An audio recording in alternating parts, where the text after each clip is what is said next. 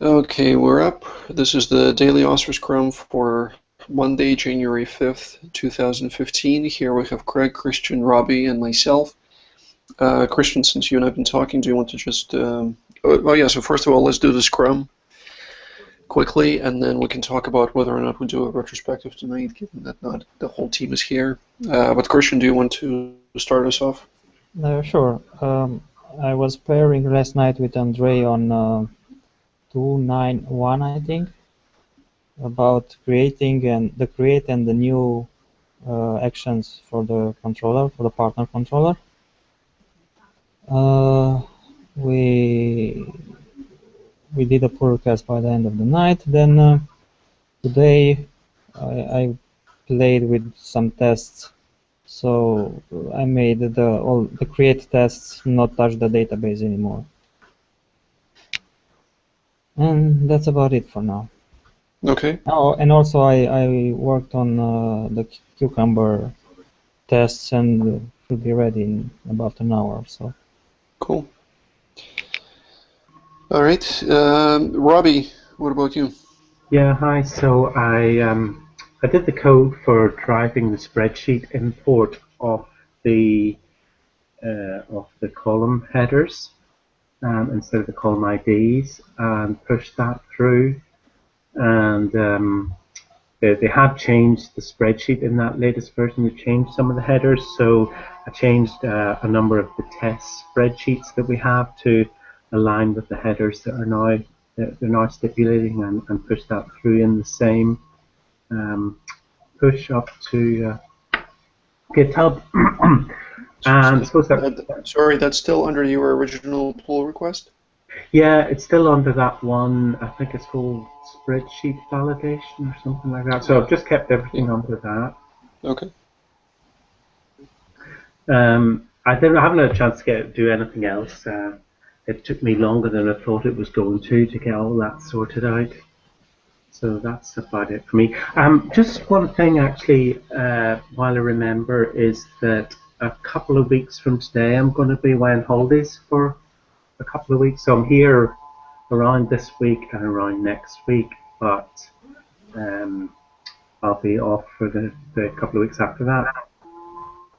Okay, so when we do sprint planning, if you're here tomorrow, when we do that, let's keep that in mind so that we don't take on more tasks than we can finish. That way we can keep in mind that you're not going to be here for the second half of the sprint.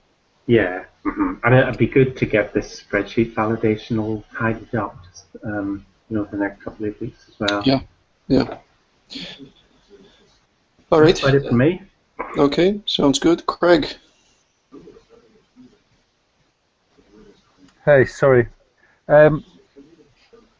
Yeah, I've not had much chance to do anything at all today. Looked at a bit of code review and comments, and made a change to my PR and pushed that up, and that's me. Yeah, which PR, sorry? 253. 253, right, okay. Andre? I guess if Christian already told his story, he told mine as well. We paired on OSRA 291 yesterday, so sent a pull request to 263.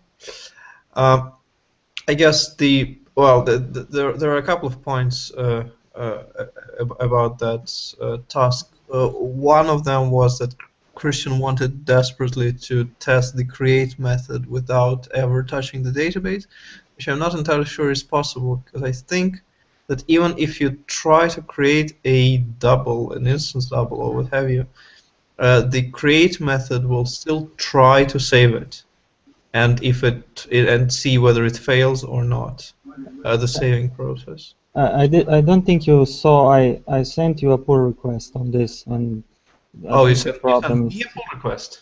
Yeah, it's on your repo on your fork. Okay. Also, you should change allow to expect there. I forgot that. Okay.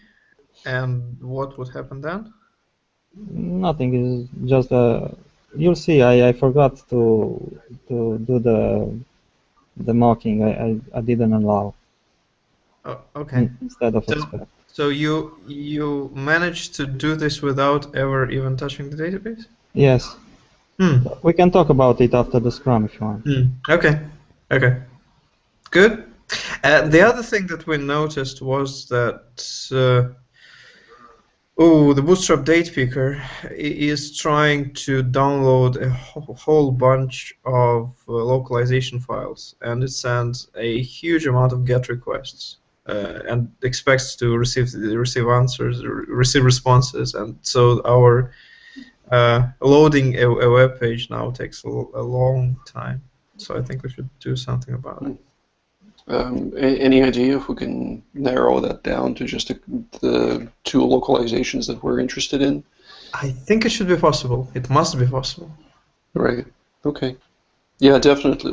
Let's explore that. We don't need to push more information than we have to. Okay, that's it for you, Andre? Yep. Okay, so I'll just wrap up by saying that I did some code review today, and when I started thinking about what kind of coding I could do myself, I came back to this pull request 262, OSRA 299, the atomic inactivation of sponsorships, and I mentioned in that pull request that there is a different way to handle everything. But then I remembered the comment that Craig had left on it, that how we might want to redistribute the responsibilities from the way they exist at the moment to something different. And well, I don't even remember exactly what the heck my logic flow was at the time. But anyway, what I ended up doing was exploring the possibility of replacing our status models that we have. So we have status, orphan status, and orphan sponsorship status with enums on the models that are concerned. So instead of having, let's say, orphan belong to an orphan status, you instead have an integer column in a database, and then you map an enum to it.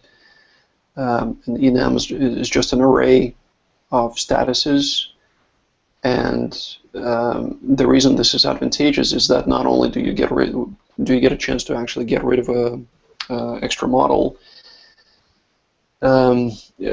you get a lot of methods for free from Rails, and I think at some point I posted about that, but if anybody's interested in the discussion, we can have it at a later point. So I'll probably end up asking here tonight if we have the time, or on Slack later if people think this is a worthwhile thing to pursue, and then depending on the response, I'll either keep going in that direction or not. And that's it for me. Is there anything else to discuss in the Scrum? Not from me. All right. Shall we do a retrospective, even though Brian is not here?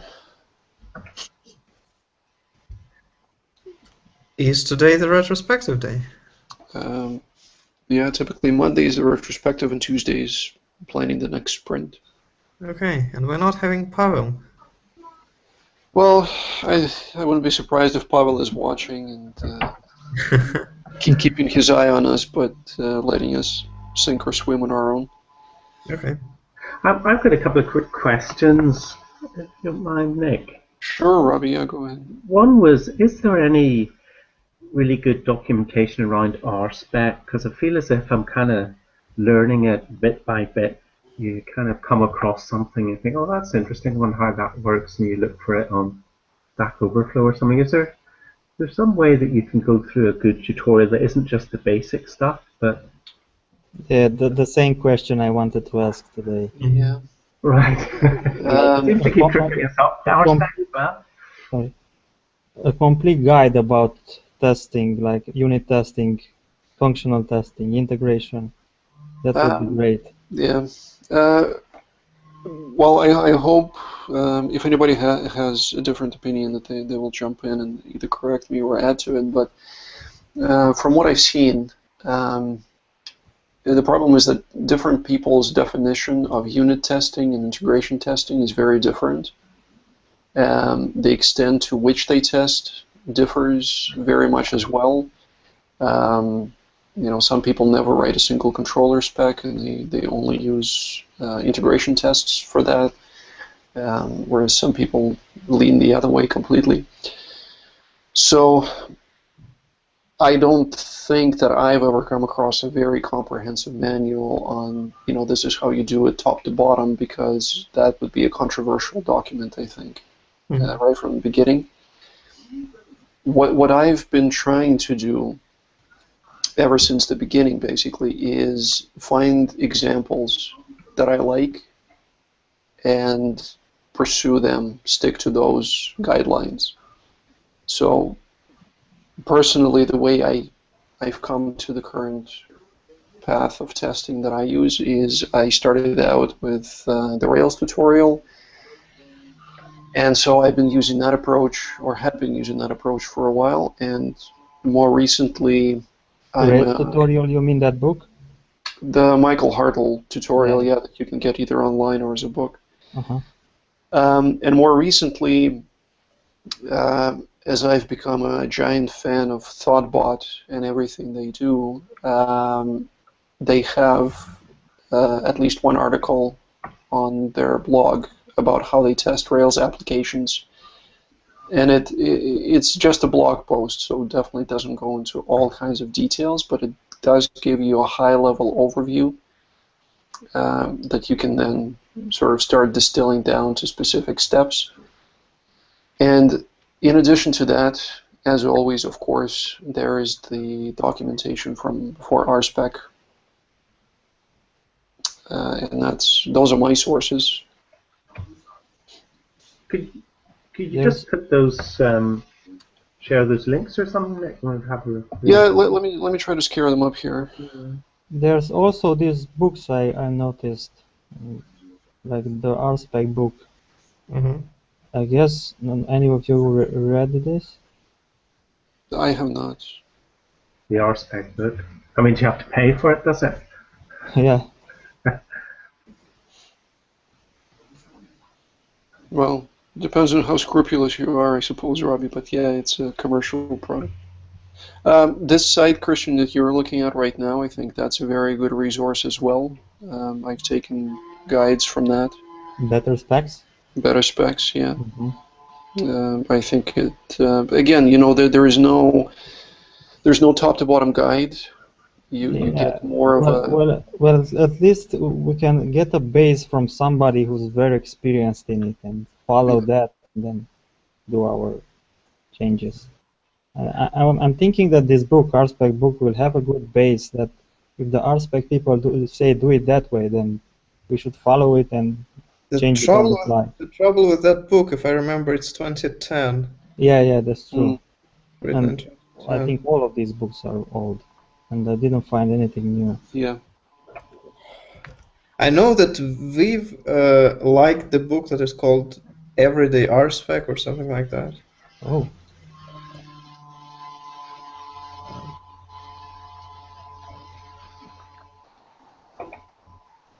Yeah, I have seen that Relish site. I've come across it when searching for stuff on the net. Do you recommend that then, Nick? Yeah. Well, this is the official documentation for RSpec. This is. Oh, right. Okay. These are the guys who publish. I've come across it. Yeah. So you know, if anybody knows, they do. And the good thing about them is that I find that they include usually pretty useful examples of how they actually implement a particular concept. And I don't usually actually browse this site. I end up hitting it through a Google search. Yeah.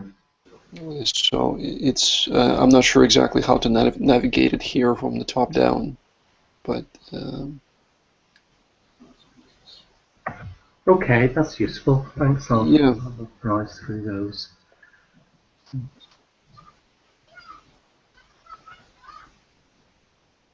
Well, here, and yeah, particularly since we are Rails, then RSpec Rails has maybe this is where I end up in the end.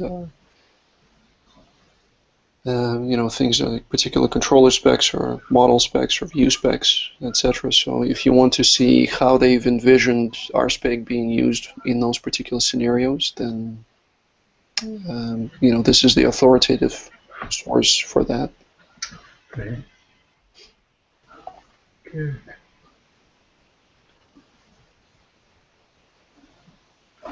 Okay, guys, anything else? I did raise, I forgot to mention, I did raise an issue, and Brian created a problem report for it. There was just a problem when you upload spreadsheets, the father name wasn't shown. I think Right. it dates back to when we split that field. So Yeah. that was just another thing. And the other thing that I was mulling over was when you're looking at switching off, moving away from active admin. This may be a sensitive question, actually.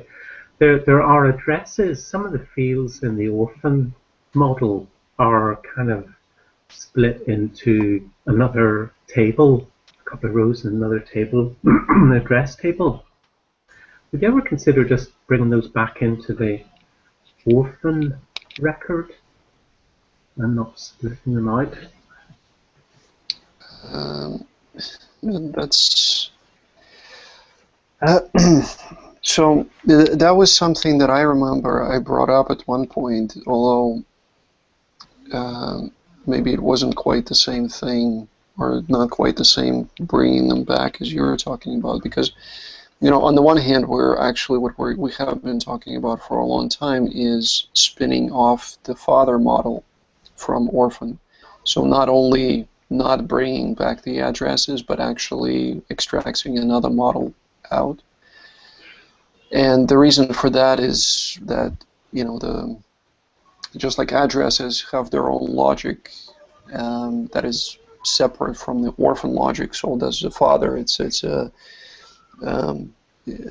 entire father entity, whether it's a separate model or it's something embedded within orphan, has big prominence within the application. It has a lot of logic associated with it. So keeping all of that within the orphan model ends up making orphan bloated and basically handling multiple responsibilities. The proposal that I had, and I haven't pursued it since, and maybe Craig, I think you were the only one who wasn't there to hear it, was I had this thought of some kind of basically, I can't remember, I think I might have referred to them as something like embedded objects within one another. So the idea was that the data for addresses and for father is still stored within the orphan stable, but then when you instantiate an orphan, there is a model, not an active record model, but just an active model, say father. And so when you instantiate an orphan, within the initialize, there is a call to instantiate a father object using the information from the relevant attributes of orphan. And the advantage of that is that all the data is kept together in one table, so the import is very simple. We don't need to extract addresses, we don't need to extract father, but the active model father could have all its own logic that runs through the attributes every time it's instantiated or changed. But it's just very unusual from a database design perspective, because you generally have the entity and attributes in one table rather than splitting some of the attributes into another table. Well, but they're not attributes, Robbie. I think this is where we ended up landing, is that in the case of father, it's not just you know, sorry, can I just pause for a second, Robbie? I would say, Christian, you're looking at Upcase. Yeah. If $29 a month is something you can afford, I absolutely recommend this. Yeah, I know you talked about this before. Did you Yeah, do this? I'm a member of it now for the second month now, and it's invaluable. And in fact, before we started this Scrum, I was watching a video on form objects, which is obviously very relevant to something that we discussed recently. Uh-huh. And do you get to talk directly with people, or it's only videos, or how is it? For $29 a month, you get to talk to people in the forum, and they may or may not be Thoughtbot developers. Ah, you mean like chatting, like writing, not directly talking. Yeah, that's right. Uh-huh. So it's only when you step up to that one-on-one coaching that is significantly more expensive that you Personal actually coach, yeah. get. Yeah, you get a personal coach. But yeah, the plan that's now $29 per month used to be $99, and I was already considering it. And when they lowered the Really? price, I jumped on it. Mm-hmm. And you get tutorials, like professional tutorials too? Yeah, they don't just have tutorials. They have what they call trails. So there is there's a testing trail, there is a refactoring trail, there is a mocks and stubs trail, there is a Vim trail, etc., and you just follow those, and they increase in complexity, and you get peer review of your code for any exercises that there may be. Awesome. Sorry about that digression, Robbie. So the point is that attributes of a model should indeed be kept with, or of an object should indeed be kept with the object. But in this case, I think an argument can be easily made that when we have a father who is a martyr, who has a date of death, who has a place of death, who has a job title, etc., that those are actually attributes of the father, and father is the attribute, if you will, or an association of the orphan. That would be true if you had a father as a separate person and you were linking to a person, so that you had a father. So you had a father and say you had two orphans, yeah, and you linked those two orphans to the one father record, one person record. But it's not really implemented like that for addresses. You know, it's just as if you'd taken out the attributes associated with addresses and put those in a separate table and created a link back to the orphan table. Well, that's exactly what we've done, but in Rails there is absolutely no reason not to implement a one-to-one relationship. I'm just curious. I've never seen it before, in database design, and obviously it slows things down a bit, but yeah. Well, it slows things down in the sense of, you have to retrieve multiple models from the database when you instantiate one in memory, but at the same time, like I said, the separation of logic where,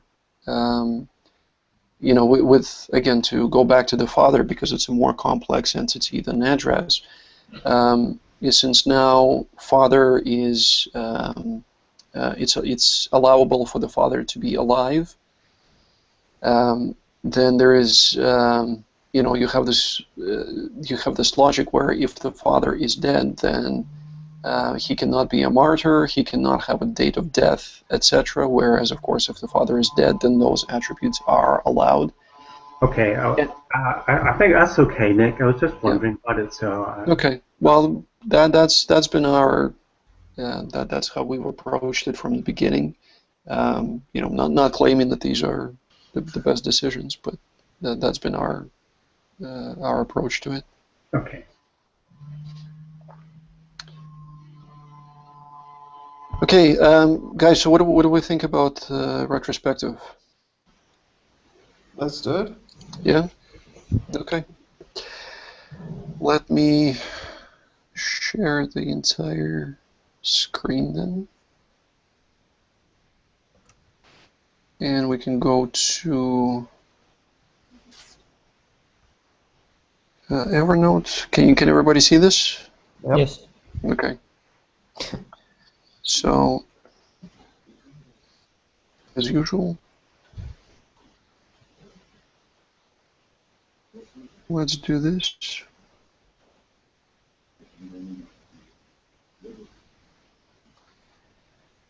And let's start going around the room and talking about the good, the bad, and the ugly of the sprint that has just ended. And then we can move on to the strategies and actions for the sprint that will be beginning on Tuesday. The only action, as you might recall, for Sprint 8 that we planned was to ship the application, and that was accomplished, so pats on the back all around. Is there anything bad, negative, room for improvement in this sprint, in the Sprint 8 that has just concluded?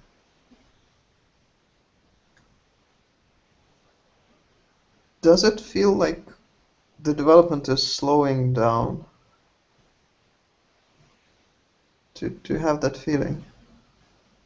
Maybe you're too busy. I don't at all. Quite the opposite, perhaps, but I think it's slowing down in the sense that we're not delivering new features. Yeah, well, it was holidays, so. Yeah, well, you know, even with the holidays, we constantly have 5, 6, even 7 pull requests open, and I think there seems to be good conversation going on all of them, and those pull requests do get merged on fairly regular basis. If you look at our Jira board, we have quite a few stories that are in progress at any given time. I can tell you that from where I sit, I don't see any slowdown. Quite the opposite. I find my free time being so occupied by code review and things of that nature that I don't have any time to write any code myself. What makes you think that it's slowing down? Well, just to look at the features. I mean, for this is the 8th sprint. I don't know whether you started from sprint 1 to work on this application, or whether something has been done before sprint 1. But basically, by sprint 6, or maybe sprint 5 even, you had a working application. And since then, I don't know how far we progressed. Well, yeah, I mean, you know the history of the last few sprints that we've had. In fact, well, to give you some background info, no, we didn't start with Sprint 1. The development was going on at a very slow pace before Sprint 1. But the fact that we are not delivering features, the fact that we're not expanding the current application, you know, you know what's been happening. We've been planning to go to production since Sprint 5, I believe, and there were constant setbacks, either from our side or from the client side. And because we had a very well-defined phase 0, and we had no interest in starting on any other features because they would slow down deployment even more. So we focused on chores. We've started working on this, introducing Rails to replace ActiveAdmin, which adds, for a long time, it will add nothing new to the application at all. It'll build it up from scratch in parallel. So I think it's not until we seriously start working on phase 1 stories that we will see the application expanding. Okay. But in terms of, you know, the pace of development, in a sense, you know, lines of code written, I don't think we're slowing down at all. Okay.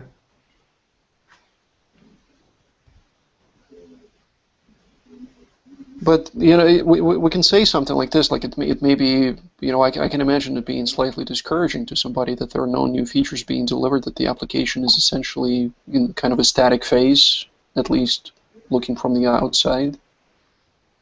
So, you know, maybe you can say something like.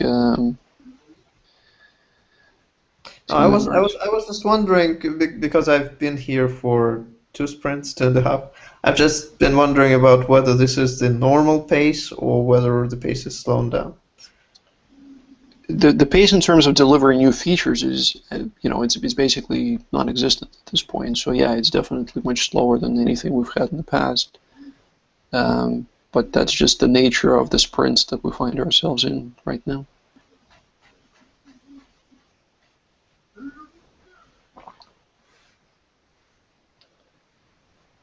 Anything else to say? Any criticisms, shortcomings for this sprint?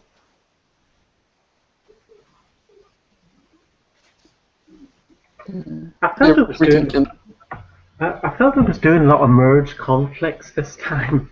I think it was because I was doing that spreadsheet validation and Craig was changing other things or fixing other things as bugs came in associated with various things. But is it usual to be doing a lot of conflict merging? Well, it's always unlucky? Yeah. The bigger your amount of code touches stuff. Yeah. So the bigger the footprint of your PR, the more chance you have of having a merge conflict. Mm. And of course, the longer the PR sits open, yes, the more development occurs elsewhere. And so I think actually your statement contradicts Andrei's. That the development is progressing at a fast pace, and so fast that Robbie's having to resolve conflicts too often. Yeah.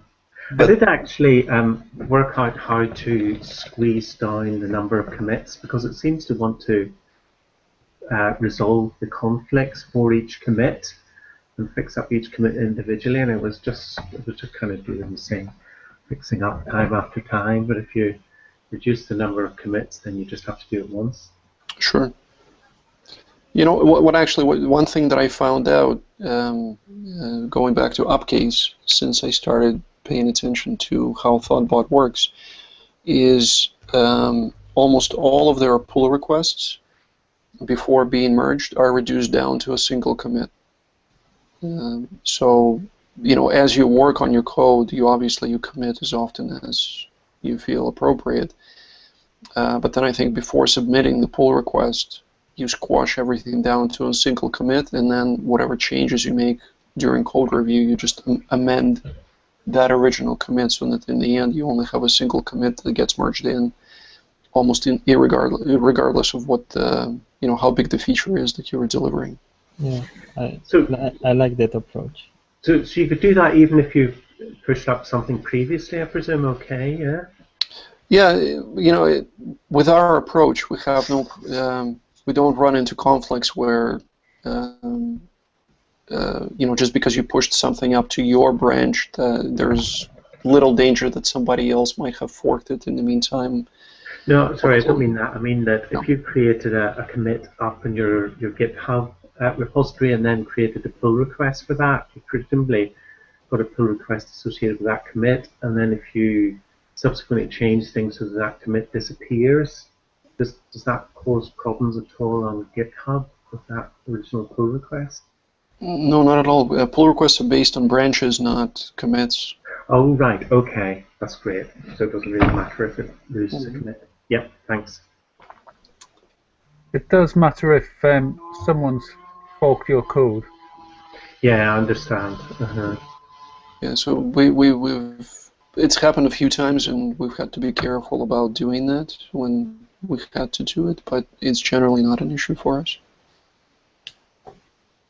You can also argue against this approach when you have just one commit by saying that it is good to have logical commits, a commit that sort of reflects a particular logical piece, a particular feature, a particular something. If you're lumping all the commits together, then you're basically a commit would reflect just a pull request. A commit would be equal to a pull request, not to a feature or so.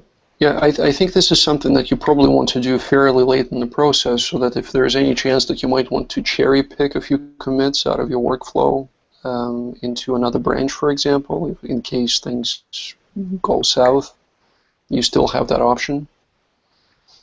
I don't think you want to start with a single commit and then just keep amending it and work like that for for a week.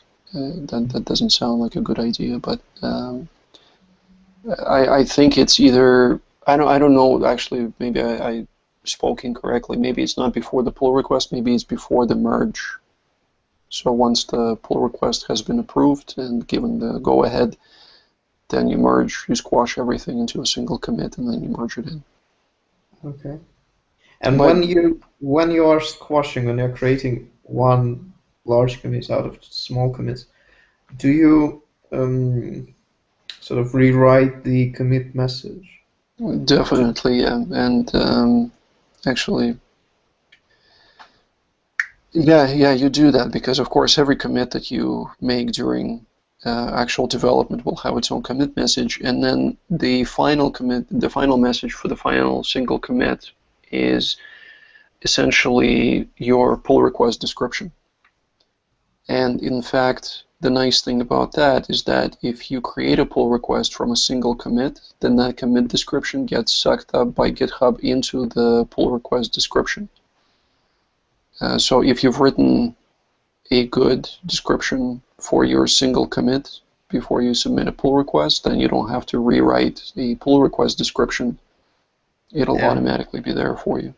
Yeah, but a minute ago you said that you would probably squash them not before a pull request but before merge. Well, like I said, I don't know what their practice is.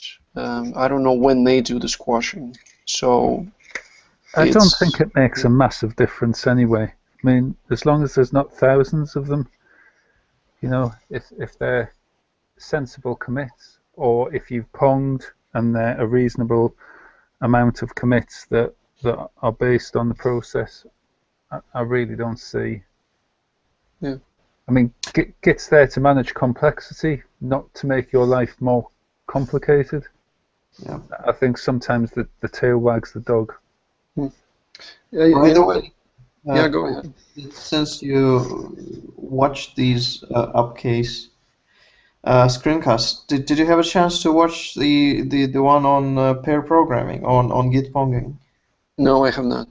Okay, I'm just curious how they do. Will they explain what they do with these tons of commits? What do they do with them afterwards? Well, I strongly suspect that they squash them into one, because since they do that for a single developer, I expect they do it for a pair.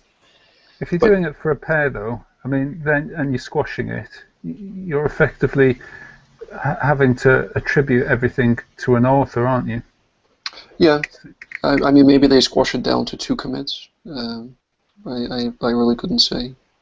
But, attribution to an author, I think, in a situation where you're really pair programming, I think, is less of an issue if you know, for example, to take our situation, if we know that Andre and Christian paired on this particular feature, then if there's a single commit and it's attributed to Andre, but in the commit description it still says that they paired with Christian, I know that I can go to either one of them if there's a question. But this idea of commit history reflecting very nicely the flow of development and what was implemented at each particular step, I think academically I can see that being a very nice thing. In practice, I can't remember when I actually had to go through the commit history and identify the workflow and understand how somebody did something. So it's kind of, maybe the theory kind of outstrips the practice on this one. I would agree with that, but I would agree with that in converse as well. So, given that we have a Git commit history of many, many, many commits, it doesn't really matter whether it's many or many times many. Yeah. I think they're equally useful or useless depending on how you approach them. Do you, in practice, since you say that you basically never needed to go through the commit history and figure out the workflow, do you have.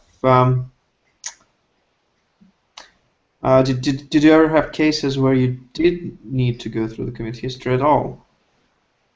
And you would think, I really would prefer the commit history not to be that long. I would really love to have to see less. Well, you tend not to go through the history. You tend to do a git blame, or you're looking at mergers, the difference between mergers. I'm not sure. Or do you have different views on that, Nick? No, not really. I think the only times when that became an issue is, you probably guys remember, everybody here, that we had a few pull requests at one point where a PR for a few minor changes ended up somehow including commits that were absolutely unrelated to it due to bad rebasing or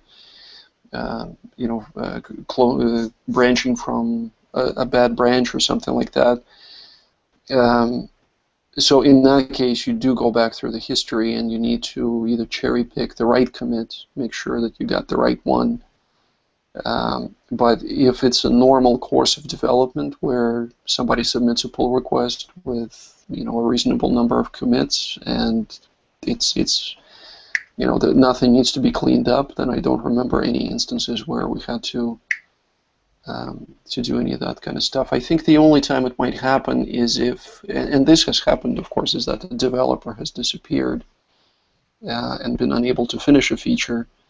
And so somebody picks it up, but they might not necessarily agree with the strategy that they were taking. So they might want to cherry pick a few commits from their branch, but not all of them. And in that case, having a clean, concise commit history is a big advantage. Okay. But these are rare events, so I don't think we need to sweat the details on this unnecessarily. Okay. Actually, I came across a thing called GitK recently. Does anyone else use that? It's kind of like a GUI that shows you your... Is it useful? Well, that's for you to decide, I think. Yeah.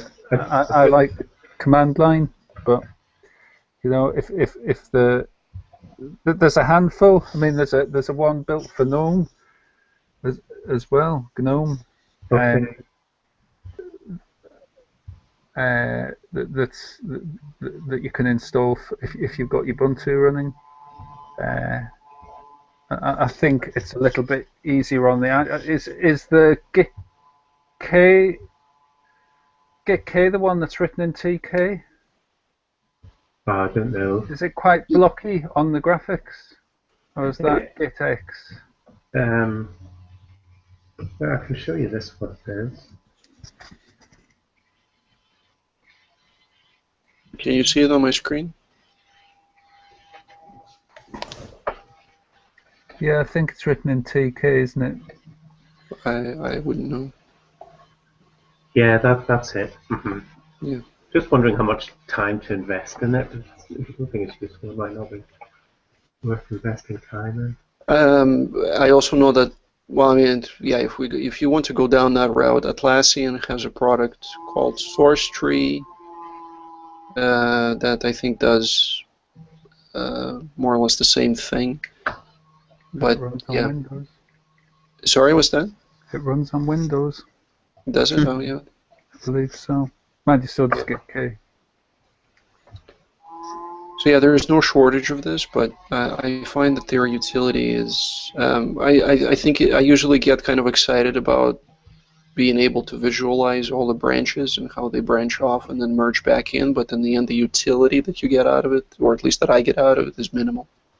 Right. Okay. Okay, guys, let's get back on track here. If there's nothing else bad to say about the sprint, what good things do we have to say? I think we've got a good team dynamic. We're having good discussions and code review. Yeah, that's been an ongoing refrain, and I think we're all very happy about that.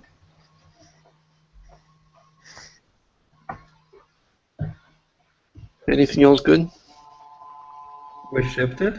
We shipped it. I was, yeah.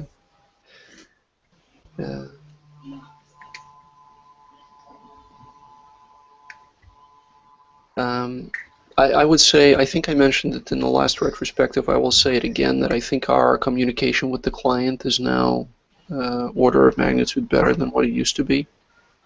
Their responses are much faster. They seem to be much more involved and interested in what we're doing, what's going on. So I'm just going to stick it in here because I feel like that's a big improvement that is helping us. For the first time, they are feeling this useful.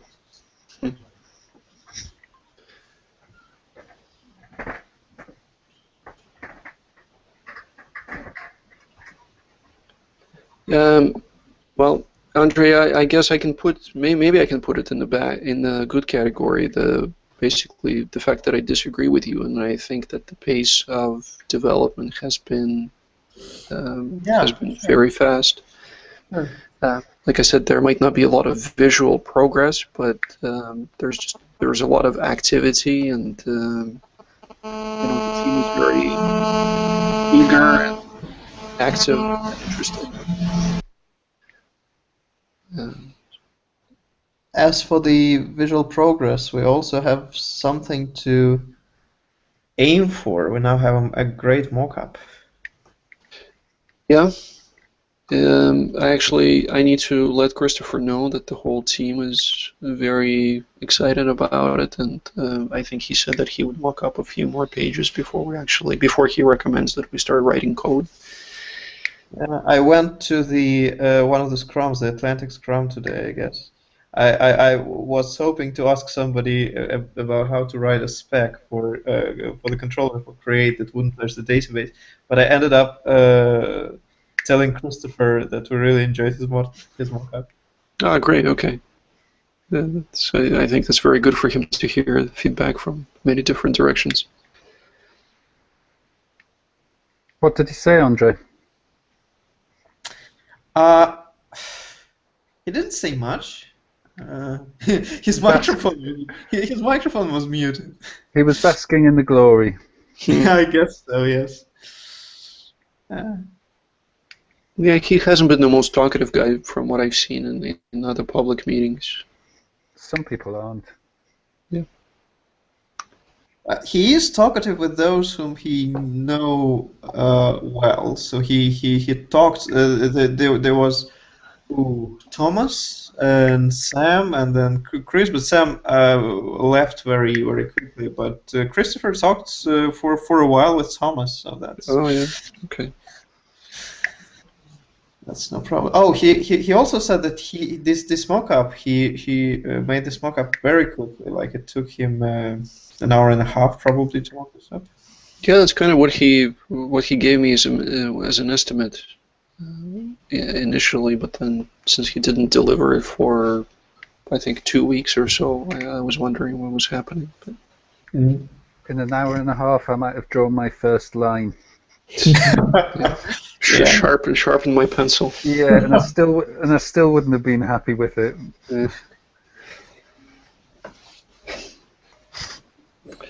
You know what? Actually, now that I wrote this good item, I maybe have a bad one to add, and this is something that I think.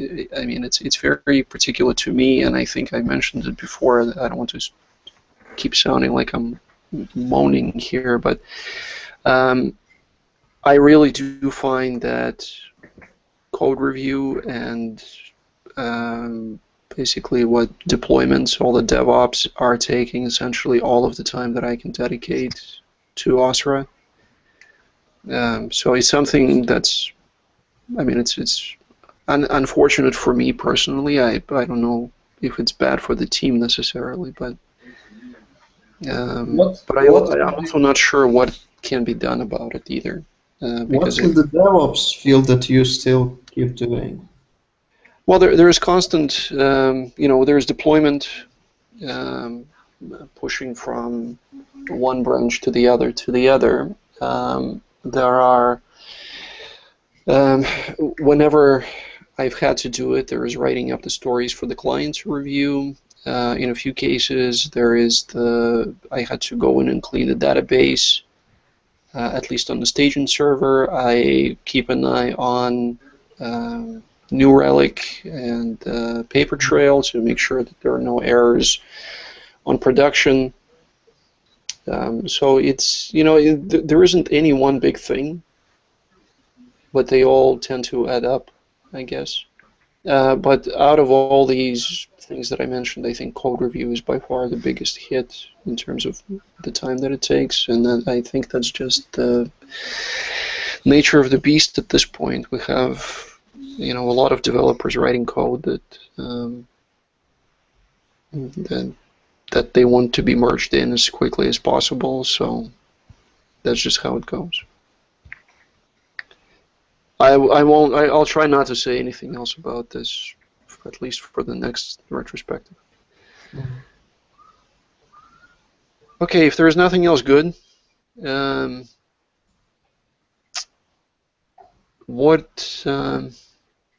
think this is... I think it's been all pretty good, I have to say. I mean, it's difficult to tease. I don't think there's been much bad at all.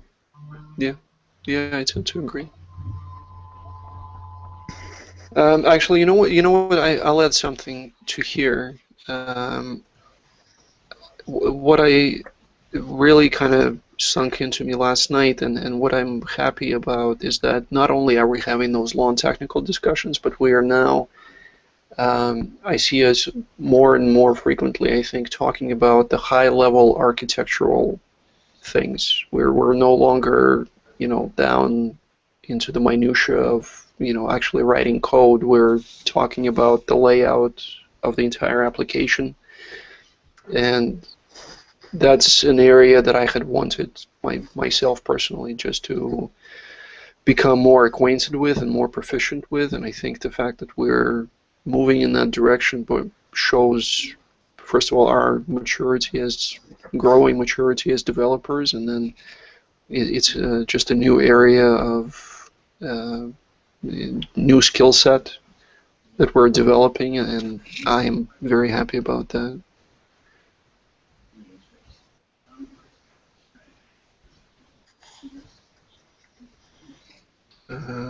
What am I thinking here?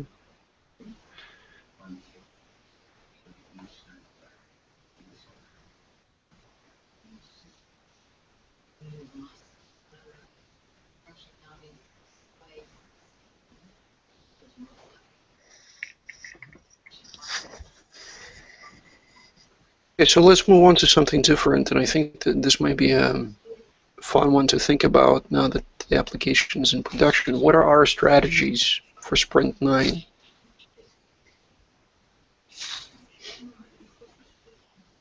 How are the strategies different from actions?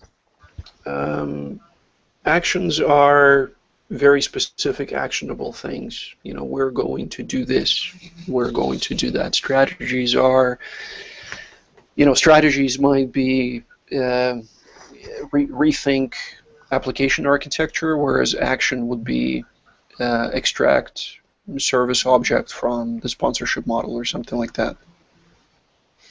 An action's smart, isn't it?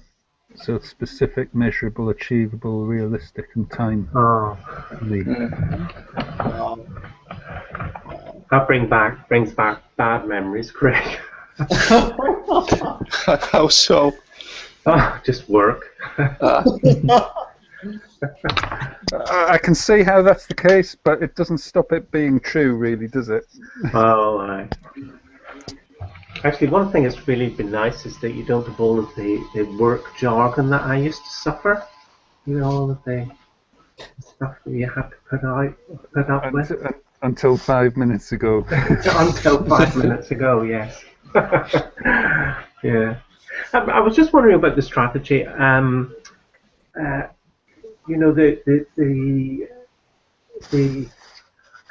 application is pretty much there. Is there a big amount of work to do? A big amount of enhancement work to do that the client is really saying, well, we'd really like to have that, or is this pretty much it done? And if based on that is our aim to try to get it to a position where really it goes just into maintenance, as it were, or is our strategy to kind of use this as an opportunity to improve our skills in certain areas, by doing refactoring of various bits and pieces? Just some of the thoughts going around the back of my head. Mm-hmm. Well, the answer to that question is that the application is far from being done. Right. We've delivered what really is a minimal viable product, but we have, first of all, if you look at our backlog, there are a number of stories that have been labeled Phase 1, and there is even a small number of stories that have been labeled Phase 2. And going beyond that, there have been at least kind of waving your hands in the air sort of discussions about things that might happen in the future beyond Phase 2. So there's definitely, we're nowhere near hitting the limit here. We can, at the pace that we've been going, even if we take September of 2014 as the start date for the application, if we keep going at the same pace, I think we can easily cover all of 2015, developing new features for the application. Right, okay, so it's not going to dry up anytime really soon. So let's think about this. The application is in production, or at least, as I said, the MVP is in production. In the client meeting yesterday, they said that they, particularly due to the fact that they needed to have that fix implemented that Craig worked on Saturday, they haven't had a lot of time to actually import orphans into the database. And while we're speaking about this, how about we go and have a look at the current state of affairs.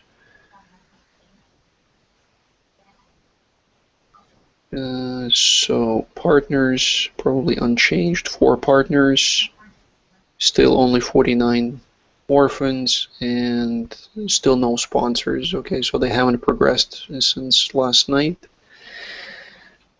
But basically, so they have asked for, let's say, about a week for them to really ramp up their use of the application and to stress it, basically to see where it cracks. So they don't have any feedback to us at this point about what things that will have to be fixed, possibly in a hurry. So we're still, on the one hand, we're still kind of waiting for them to start raising alarms and requesting urgent fixes and perhaps just improvements or changes.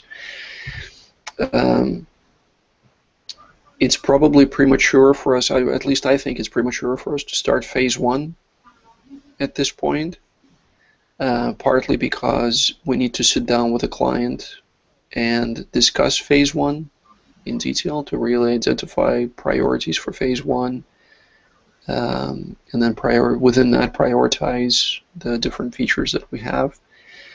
And of course, the other parallel direction that we're going in all this time is implementing Rails. And finally, there is always the housekeeping of improving, refactoring, optimizing, etc. So I see these 4 as the directions that we need to keep an eye out for, or keep an eye on, over the next sprint. Does anybody want to say anything about that list?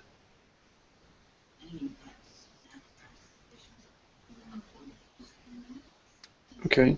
If not, then what do you see as our strategies? Keep developing the Rails branch. Okay, so let's say, kind of while we have the time, let's keep actively pushing switch to Rails.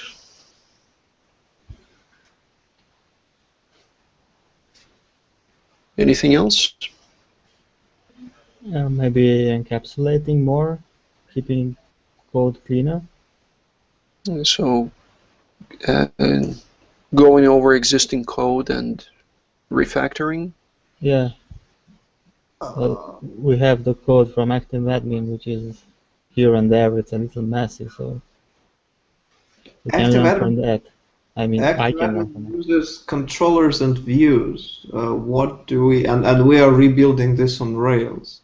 So when you say refactor, do you mean refactor ActiveAdmin or? Oh, no. I mean in Rails.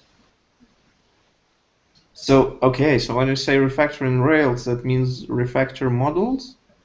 No, I mean to not do it like it's done before. For example, if the cucumber tests are very, I mean, messy. It's a chaos there, and by encapsulating. Can you also explain to me, because I've heard from many times that cucumber tests for the previous part of the applications are bad, but I've never had a chance to actually look deep into them and think about them. What's so bad about the cucumber tests or what we have now? Are you looking at my screen? Yeah. Yeah. Are you sitting down? Yes. Okay. This is a scenario. Holy man. Yeah, it's many things are repeated. Okay. So we have a lot of what are effectively view specs masquerading as acceptance tests. That's one example. Okay. How would you? Okay. But Christian, are you talking about going back to these ActiveAdmin cucumber scenarios and refactoring them? No, I was only saying in general, like Craig started with the partner controller and putting everything in different methods and like reusing code. Okay. Possible. Okay. So, Well, so basically, I think it's like the facade thing we talked yesterday. okay. Can I very briefly direct your attention to the code, because otherwise I forget. I'm afraid. And when we yesterday paired with Christian on this new and create methods, we realized that the create method, when it fails to save, and the same goes for the update method, when it fails to save, it renders the form, it renders the view, either the new view or the edit view. And the thing is that when it renders the view, it obviously does not change anything in the URL because it's not redirecting to its rendering. So I've just been wondering, is this something that we like, or something that we don't like, or something that we don't care about? Because previously we had in our URL we had the partners /new, and now we have just /partners, and we get the same form. Well, it's the same across all Rails applications. Is it also on other programming languages? Well, I think the issue is whether you re-render the form or whether you redirect. Yeah. Well, they are RESTful, so not sure if we can do anything about that. I've just been wondering how aided we are about the RESTful routes. Well, it's not that it's not RESTful, because the URL that you call in the form is still the correct URL. Yes, but the URL that you see in your address in the URL line. Yeah, and if you hit refresh, then you can lose the partners list. Yeah, true. Yeah. True. If you hit refresh, what does it do when you hit refresh? Well, if you hit refresh, you're going to lose your params anyway, aren't you? If you hit refresh, is it sending? It's trying to create, right? It's sending a post request. No, it's not. So I think if you hit refresh, it just sends a GET request to the index. Okay, so it sends the GET request to the partners and gets an index instead of the. instead Are you of sure? the. Are you sure? I think it does the post again. I think so too. Well, if you hit refresh or if you hit submit, Refresh. well, give it a go. Let's try it out.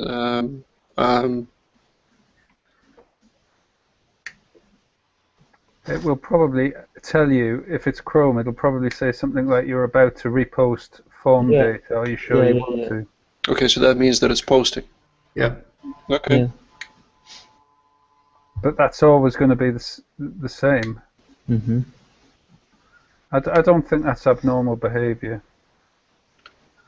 If you were to redirect, would you lose the errors? Well, not if you pass that model. Right. Yeah. And also, if you already filled in some text in some fields, you need to pass that too. Yeah, you would pass whatever model you had, that instance. And You the would. params. No, just the Yeah. model. It's not the params. Well, I mean, they're one and the same, aren't they? Basically, the params are a model's attributes. Yeah, yeah. Well, in the case of edit, there aren't, because you have an existing object with existing attributes that you're trying to override.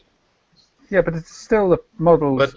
It's still the model's attributes. It's just not the same attributes that are stored in the database, if that's what you mean. Right? Someone's. So yeah. So it doesn't refetch the object from the database. It just. Well, it would if you redirected to new with an ID. Right. New. Edit with an ID. Yeah. Okay. But can you? Oh, I suddenly realized that you can't redirect to edit without an ID, right? No. So if you're rendering edit, you are avoiding another call to the database. Yeah. And losing, and having to put logic in edit that says, am I receiving params as well? And if I am, this is a redirect. Okay. Or the redirect's a get, and then you're having to code into the edit, is this a get request? Or, sorry, you know what I'm saying, what type of request it is, and then working out what you're meant to be doing based on that. If you're editing, it would normally be a get anyway, wouldn't it? Mm-hmm. Sure. Yeah. Right. So maybe that's why they're not redirecting but rendering. Well, I mean, if it was important, you could have an additional method in your controller. But the only reason to redirect would be to display the right URL in the address bar, right? Yeah. Yeah. Well, I think that bothers us a hell of a lot more than it will ever bother the client. Okay. Perhaps I'm wrong about that. Christian, sorry, to come back to your point. So what you were saying is that basically we need to keep just stay aware of all the improvements that we can implement. Not just basically write the simplest code possible, but keep an eye out for opportunities to refactor. Yeah, something like that. Like every time we write some code, if we can think that code can be reused somewhere, we should put it in a new class, new method, something, help or something. And make it somehow general, so it can be used as much as possible.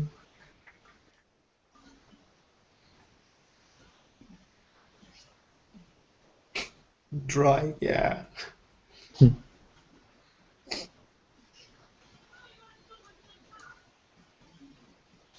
I personally is horrible at this.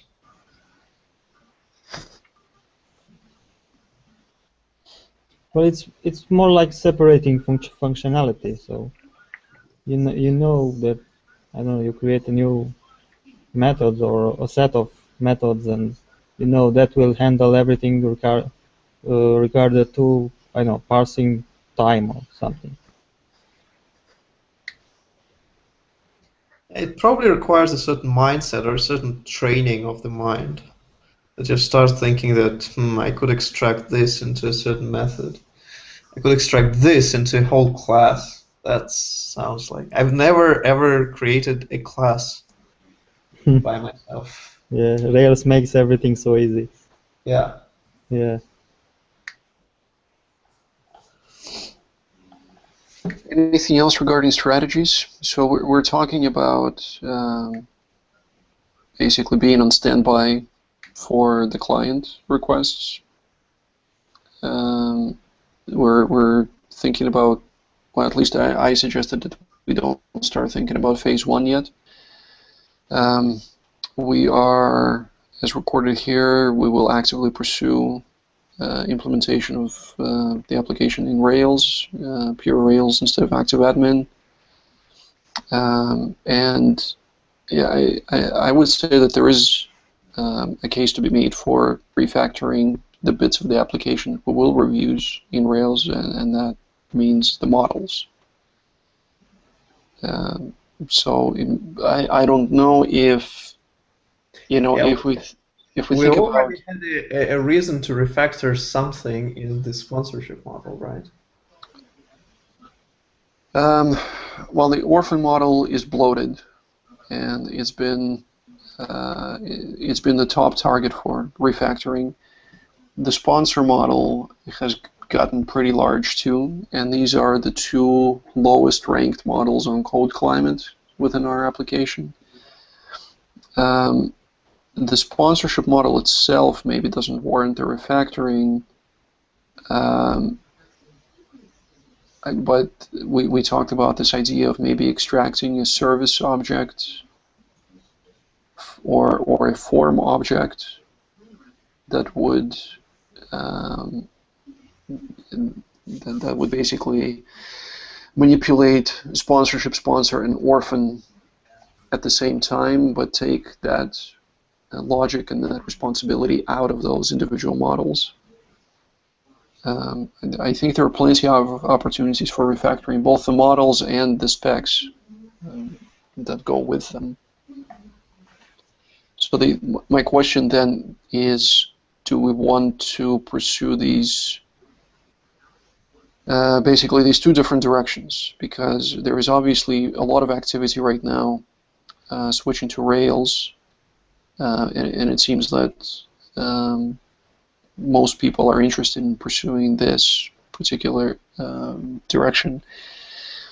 First of all, are there people with interest, other than myself, are there people with interest of refactoring existing code? And even if there are, is it a good idea for us to have half the team working on the Rails and half the team doing something else, or should we all focus on something? Good question.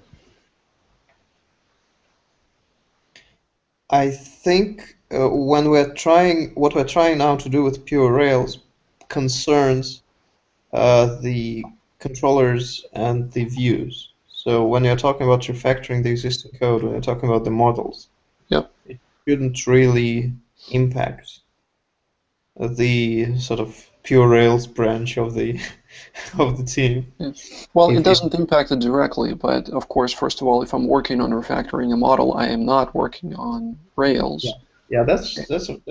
Yeah. And second of all, I can tell you that in code review, if the only pull requests that are sitting there all have to do with the controller, with the partner's controller and the views, it's pretty easy to keep track of everything that's going on. And then if somebody introduces something that is drastically different, then it can be very difficult to switch your brain from one direction to the other.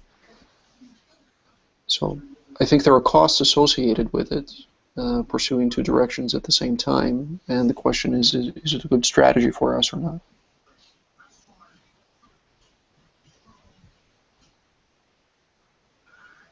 I would think that probably the priority would be to move to Rails as quickly as possible, to get rid of ActiveAdmin, and then do whatever we want.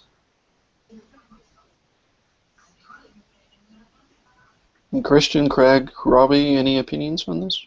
I am also thinking about the risk of refactoring the models and maybe inserting some bugs. Isn't that a sensitive?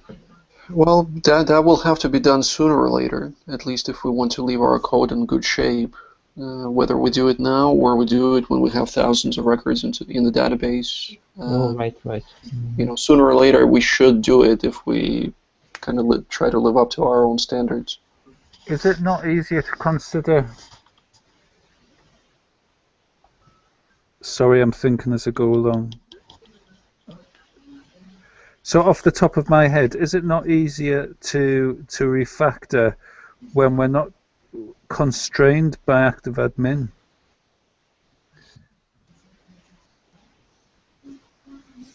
I think there is definitely a case to be made that some forms of refactoring will be much easier, yeah, once active admin is gone.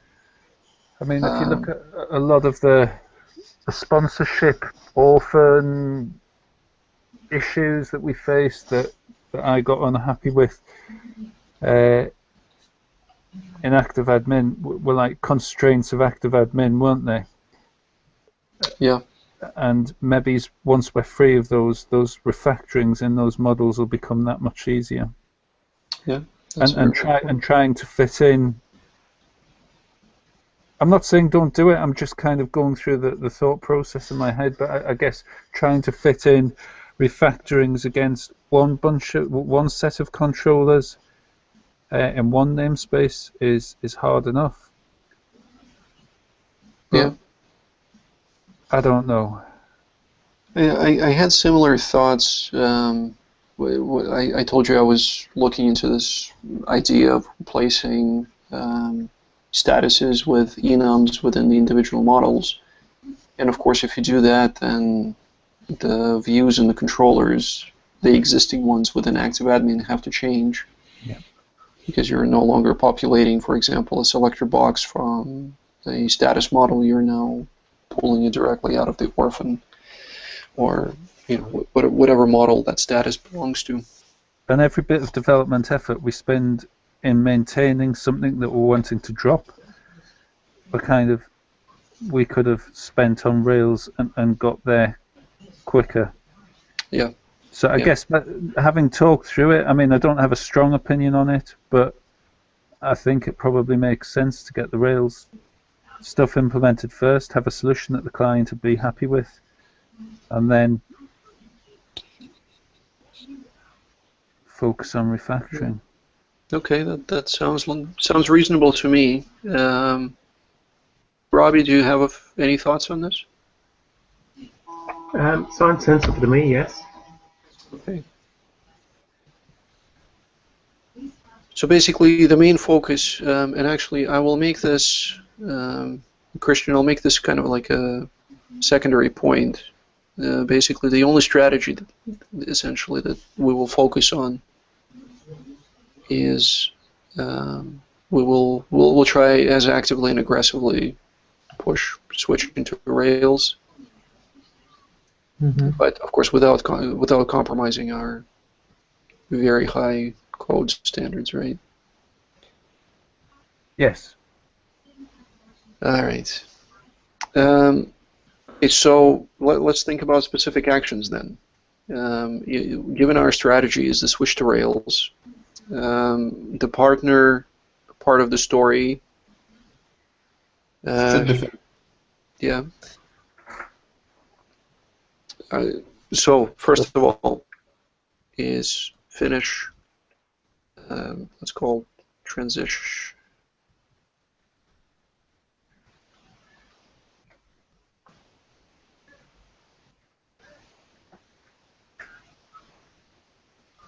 Maybe this isn't quite the right language.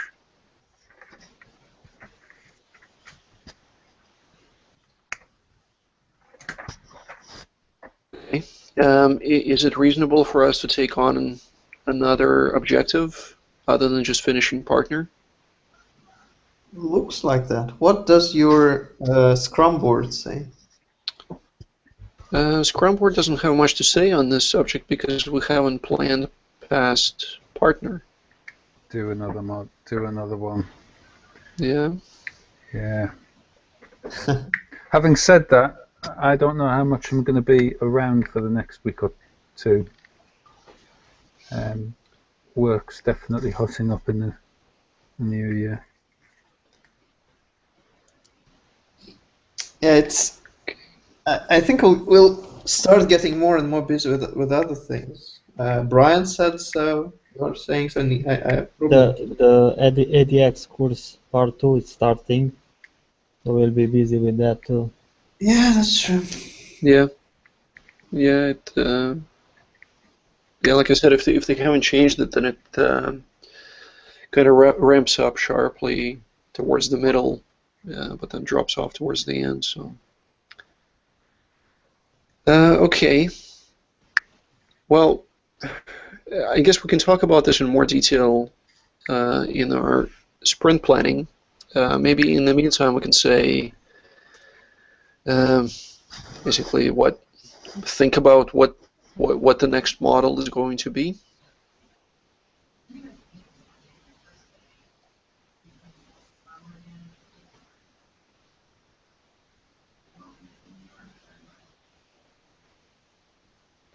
And that's something that we can think about tomorrow, maybe, especially once we know people's availability, we can pick a more difficult or more simple set of tasks there. So we are basically choosing between the sponsor model and the orphan model. User, I think, would be the simplest. Yeah, user would be the simplest, but yeah, it should be even simpler than the partner. Yeah.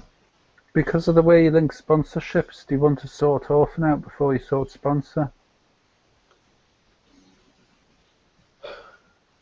Makes sense. Yeah.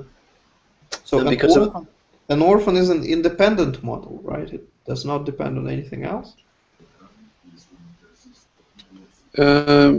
well, there are addresses. There are actually, since we're talking about this, there are also models that are not visible. Like there are 3 different status models. Do you want to make them visible? No, we don't want to make them visible, but I guess they don't need anything, do they? They need neither controllers nor views. Are sponsorships going to be visible? I don't think there's any plan for that for the time being, unless the client requests it. Okay. But then actually, yeah, Craig, what you say about the dependency of orphans on sponsors, or yeah, sorry, the other way. I'm getting confused. Anyway, where I was going with this is that when you create a sponsor, you need to assign that sponsor to an agent, which is a user. So would it make sense to start with a user then? Yep, user, then orphans, then sponsor, then, unless that thought process proves to be what's the word? Flawed. Yeah. Okay. Well, let's have a sleep on it, and in 24 hours we'll come back to this. Okay. Any other actions? Any other specific actionable items that we want to take on for the next sprint? Can I ask a quick question then? When we develop the views for orphans, let's say, and we already have Christopher's mockup, do we want to start, while developing views, do we want to combine the index with the show already? Even not in as an Ajax thing, but do you want to put the partial inside of the index view? Orphans. Or Or maybe how about if we do the entire view like we do it in ERB, we have it in HTML, and we just start building on that? Yeah, my at least intuitive response would be that we implement the simplest thing possible, and then we start kind of fitting it into the layout. The simplest thing possible means that we have a separate view for index and we have a separate view for show. And separate controller actions, yes. And separate controller actions, yes. So we want to start with that and then refactor this into combined with show. I think that's probably the best way, because you've got discrete chunks of work that people can work on simultaneously, and then when we're ready, I mean, nothing has. When we move towards, say, a single page view, all we need to do is move the show into a show partial, and then render that show partial in the side. Mm-hmm. So I don't see that being a huge amount of work. And if it's an edit form that's shown in the side, for argument's sake, I mean, because that form is a partial, it'll just be rendered, and the form will have the correct attributes to send the correct RESTful request to the server. So I think keeping it as a simple Rails, if you like, the standard Rails application that we've all come to know and love, I think that makes sense for the first iteration. Okay. Yeah, that sounds good to me. I mean, yeah, what you described, Craig, I mean, it might just come down to simply renaming the file, basically. So there should not be a huge amount of wasted effort in transitioning. I think the controller would also need to be tweaked. That is true, yeah. Well, it may not, if you've written your facade class well. Facades. Or form view, or whatever it is you need to do for that. But if that's written well, then the controller may not change at all. Or maybe if it's written well, maybe that's the only bit that needs changing rather than the controller. Well, the controller at least would redirect to, or is it going to redirect to something? It will render a view, won't it? The controller will take some params, and it'll pass that information onto its facade, and then render or possibly redirect. I'm getting confused. If you look at Christopher's mockup and if you try to imagine this combined index and show view, to what controller are you sending the request? Is it going to be an index or is it going to be a show? Well, it would be an index, wouldn't it? So when you're sending an index, your first, you probably by default will your cursor, so to say, will or the first row, the first orphan will be highlighted, and the information of the first orphan will be displayed on the right hand side. Yeah. So, and the controller that's responsible for displaying the information on this right sidebar is the show. So you are at the same time using the index controller and the show controller. Yeah, but your facade will handle that, won't you? Because whichever, it doesn't matter whether the show is dealing with it or the index controller is dealing with it. The situation will be the same.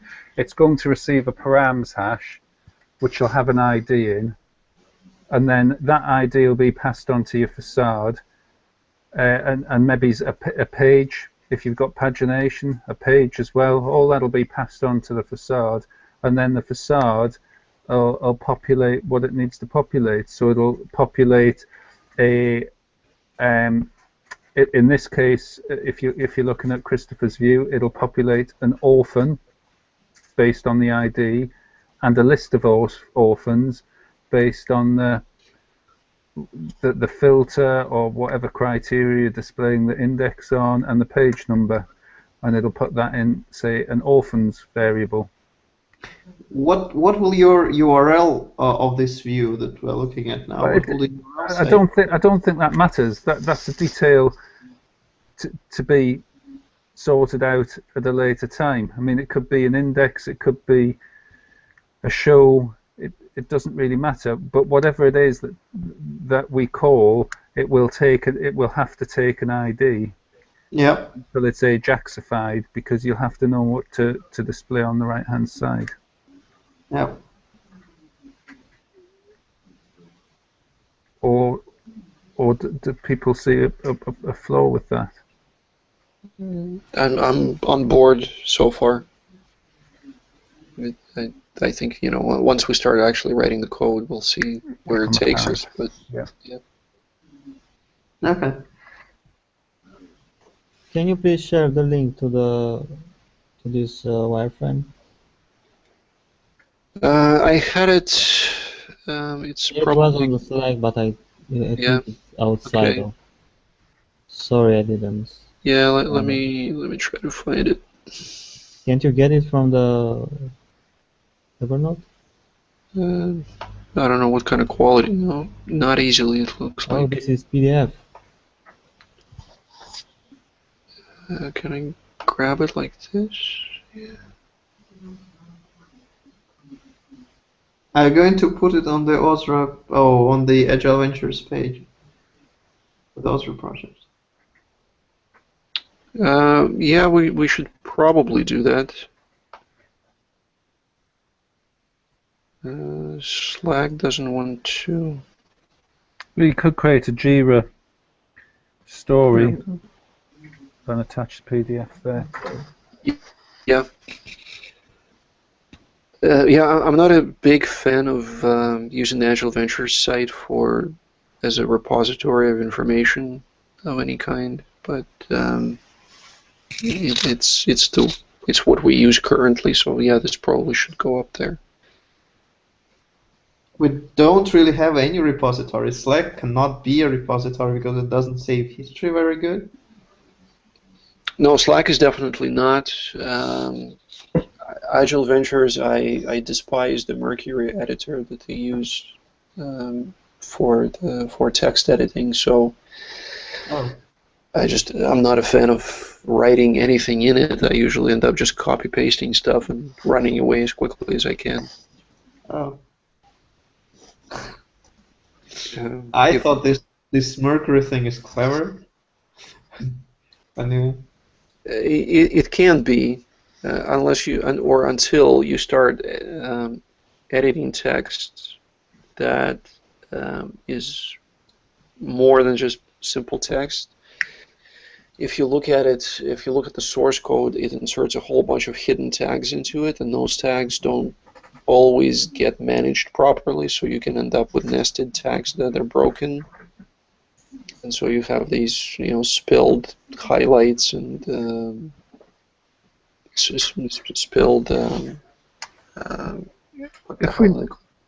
If we needed a place, we could use GitHub's wiki for OSRA.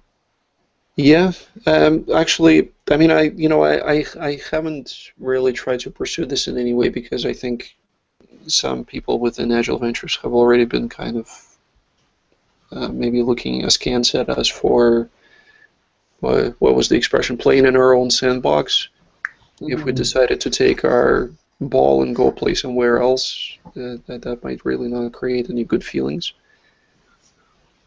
But I think ultimately we need to do what's best for us. So if we want to explore possibilities for using a different hub for that kind of thing, then I'll be all for it. Yeah, website one used the wiki in GitHub, so yeah. It's not like it's not a solution that they haven't used themselves. Okay, I'm not very familiar with the structure of GitHub wikis to, how well we can compartmentalize different things. Ditto. I'm not suggesting it's what we should do or it's the solution, but it's a possibility. Okay. Well, if anybody wants to bring up suggestions or just have a look at the things that we've mentioned, then please do, and let's come back to this. Okay, so basically, Sprint 9 is going to be titled Rails. Good. Okay. Okay. How long, forgive my ignorance, but how long are you envisaging the sprint to be? 2 weeks or a month? The sprints are always 2 weeks, Robbie. Yeah. 2 weeks, okay. Nice. And Never let them go on longer. yeah, Just remember one a wee while ago, which went a wee bit longer, didn't it? Yeah, it was disaster. Yeah. Absolute disaster. Yep. Never again. Okay, so yeah, the main focus for Sprint 9 will be on Rails, but at some point we will first of all get feedback from the client regarding what we've delivered so far, and maybe at the end of the sprint we will have an opportunity to talk to them about phase 1 and to strategize, but until then the focus is on Rails. Good. Okay, anything else to add at this point, or are we done? I don't know whether I'm going to be around tomorrow for the Scrum guys. Right. So, okay, since we're going to be doing... Sorry, Andre, go ahead. Can I ask a code-related question? Okay, can I just say what I was going to say to Craig quickly? Since we're going to be doing sprint planning tomorrow, hopefully, do you want to give us some kind of an idea of your availability for the next sprint? Bank on it being poor. Okay. Every time I start to do a job at the moment at work, I get another 3 put on the bottom of the list. Okay. And I have some other commitments as well that I need to sort out. So. Okay. Well, we'll try. But I thought I was going to be quiet over Christmas, and if we look at the and that I happened to have more time than I thought. Sorry, I thought I was going to be away over Christmas, and I ended up having more time than I thought I would have. But if we're implementing all these controllers, I mean, the best that we can do is be pleasantly surprised as I pick up more tasks. But my gut feel is that it's going to be a little bit Spartan. Okay, so we'll err on the side of caution then. And, yeah. Okay. Andre, yeah, go ahead. I'm just looking at Christian's pull request that he sent to me.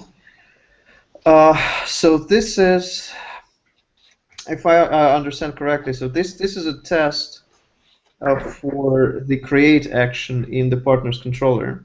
Yeah. And it tests the happy path and the bad path. Probably this one. Yeah, this is also the happy path. The happy path. Right. Creating a partner without touching the database. Right. So yeah. So we are creating a partner without touching the database. My question basically is, there is no way to avoid touching the database at the create action, right? Because the create will try to save this partner. But that's why you stub out the save on it. Oh. So 32 to 35. Yeah. Can that not be changed to receive, save, and return? No, it can't, because save also changes the object that's called on the self. It's doing self.id equals the new ID, like object here. And only by returning, it's only returning true, and the object that the save was called on doesn't get the new ID, and then you can do the redirect. Oh, I see what you're saying.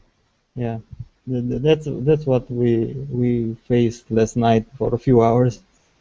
When you're creating a build stub, doesn't it get the ID? Or Well, hang Yes, on. I think, yeah. Oh If you yeah, that would return be different. Yeah, that would be a different ID from this. Yeah. if you return, does it actually check for true or truthy? Yes. Which one? I mean, in the controller, it checks that save is true, so it can redirect. Otherwise, it will render. Right, but But it's just an if, isn't it? Yeah. So if you do and return at partner's truthy because it's not. Yeah, Nil or but false. if you return at partner, it's not enough. You have to change the self.id. Craig, are you basically asking if line 34 is necessary? I think he's asking if 33 is necessary. Right?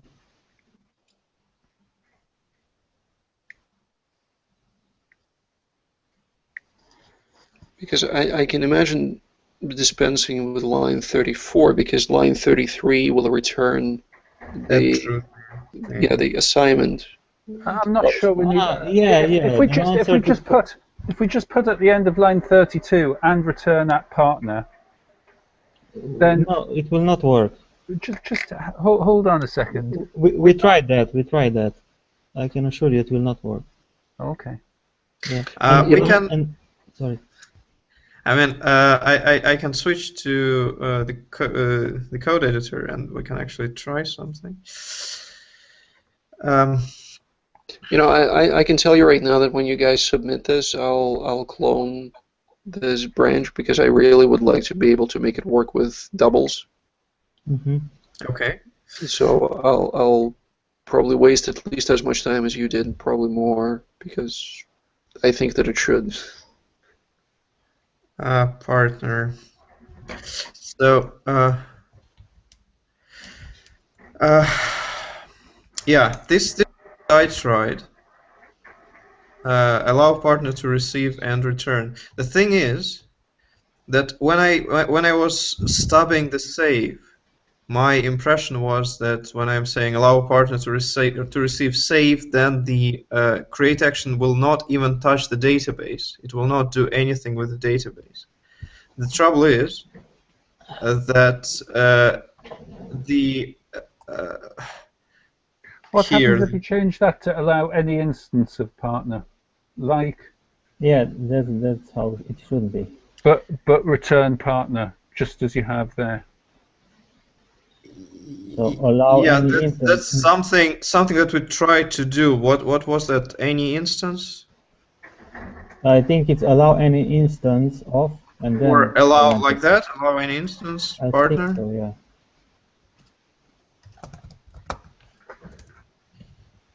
To receive save and return. That doesn't look right to me. Is We that the did syntax? We did something very similar yesterday. I just don't quite remember the syntax. That we did it for any instance, and that the syntax has been changed in our spec.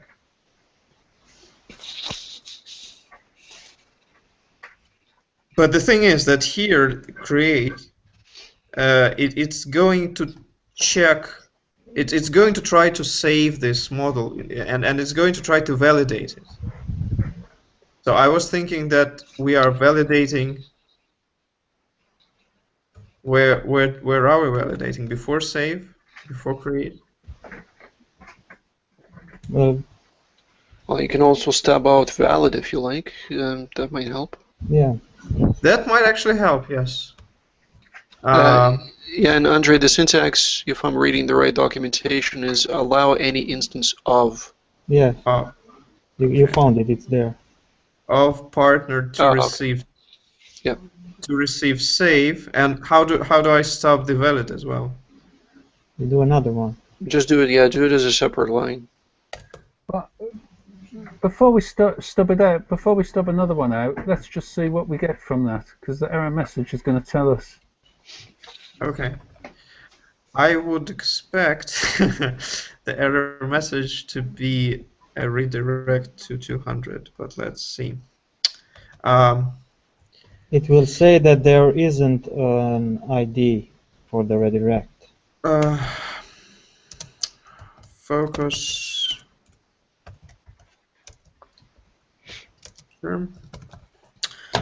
I'm just wondering, so we are passing to a partner the name, the province ID, the start date. Do we actually care? Do we want to pass these things to a partner? I thought you could do it with an empty hash. Yeah, normally we don't, because if we stop that valid, we don't need it. Okay. Partner is an empty hash. We have an ID 1. So we're good to try our spec now.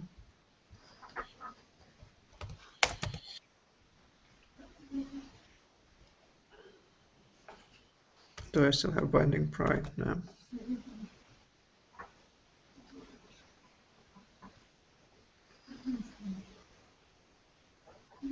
Go on. Right. So, no ID? ID nil, yes. Yeah. Let's go back and look. Go back to the code. Back to the code. Missing required. I am slightly. So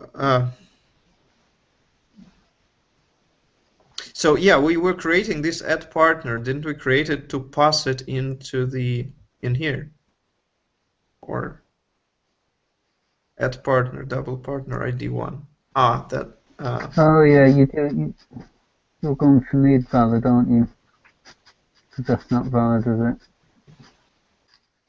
Can't you No, just... but Well, yeah, but if you stub out save to return true, I don't understand why you just don't do at partner equals build stubbed partner, and then expect the response to redirect to HQ partner path at partner ID. so because when you do the create will create a new record, and the ID it's unknown, and you can send the ID to the contract. yeah, we empirically we realize that the ID will be 1 because that will be the first record, but it is very dirty to assume that the ID will always be 1. Yeah, and if you look like to go back to the code I wrote. Yeah, go in back GitHub. to the code. Hi, Robbie. Bye bye.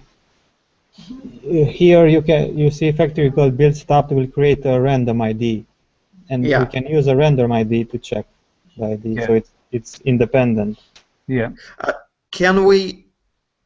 So this how I got to this allow instance is, let me share the screen if I still have it here. It's by overriding the method for the partner class save method. Are you calling partner save or partner create in your... At partner.save we call that. Where is that? In the controller, you mean, Craig, right? Yeah.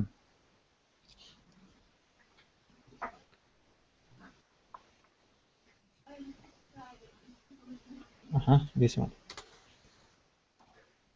So this is what, before I did that allow, the stubbing, I did this.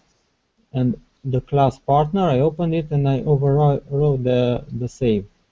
And I did save ID 1 and return true. I can't see your screen share. Oh no? Does Yeah, it works for me. everybody else? Oh, interesting. Maybe because I am screen sharing, I can't see you. But okay. Okay, start it again. Oh yeah, cool. Now I can see. Okay. So I opened the partner model class again, and for the instance method save, I overwrote it, and now it says an ID, and returns true. So. But you see, save will create an ID if there isn't one there, but build stubbed is creating something that We'll Yeah, but build stub is creating in the test scope, and in the controller we get another ID, and all we need is to communicate to get to point to the same reference, the I ID. don't see why the and return doesn't work. Do you, Nick? Okay, let's try what you're saying, Craig. So you would Well, say we have, and it's not working. Go in the controller to the save, and I'll show you why. In the controller, I mean here to where we save call partner. save, yeah. So if @partner.save, @partner will return the new @partner from the stub save, but it will not replace the @partner in the controller. @partner in the controller will remain with the ID nil, because @partner here and @partner in the test are totally different objects. They don't point to the same memory. But you've stubbed that out to return @partner, haven't you? Yeah, it will return. Yeah, the one. How about if we do here in the test @partner equals @partner.save? I think I don't know. I mean, it seems that what you're saying is right, but I just yeah, it's confusing because it's the same name for the instance variable. A very quick question. When we are trying to stop save, do we need to stop the validate before that? Is it possible that it's not saving because the record is invalid now? If we have a return on the save, it means it's like saving. So it's Yeah, doing I it. know, but even before getting to the save, it needs to validate. Is it possible that it is not? try it. Try it. Yeah, I don't think that's the case, but I wouldn't bet much money on it either. So allow any instance of partner to receive valid question mark Yeah. and return true. True, yeah. Allow any instance of @partner. Okay. Save this. Go here.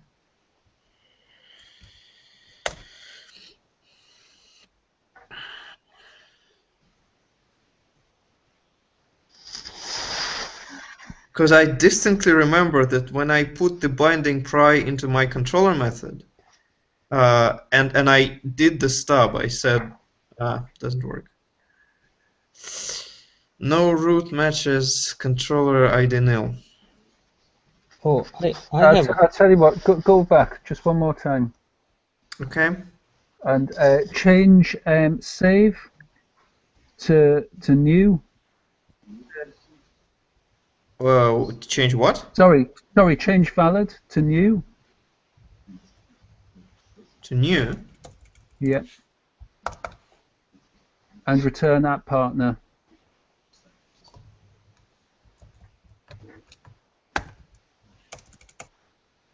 And then get save to return true.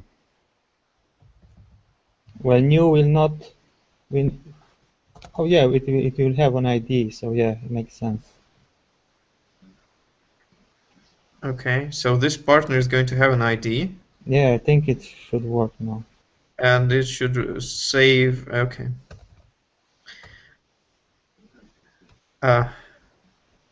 I don't understand at which point does Rails decide what path to create? But what I think now is we are stubbing the new and like we're giving it different behavior. Partner does not implement new. What? It's not any instance. It's partner.new is the model. Right. Yeah. Go back to the test and to be allow partner, not allow any instance. Ah, yes. Yeah. Yay. Allow partner. Yay. Good. Of course, those I think should be expects, both of them, but that's not big deal.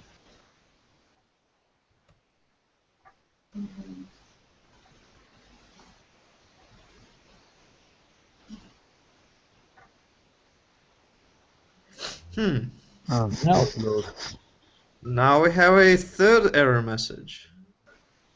I can't read it, it's blurred. It should be better in... Is it better now? Yes, if you don't move. Yeah, I'm not moving.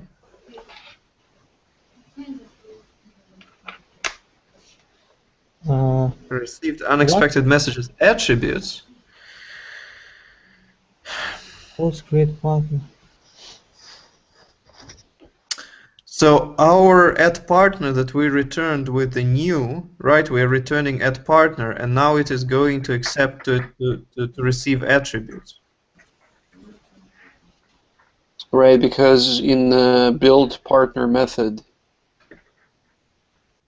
it says, Dot attributes yeah. equals. So should we stop this out as well? No, go back to the code, please. Allow any instance of partner to receive attributes. That's more hacky than the original. I'm sorry, but I don't like this receive new return @partner, because we are returning @partner with an ID, and that's not normal behavior for the new. We should keep the same behavior.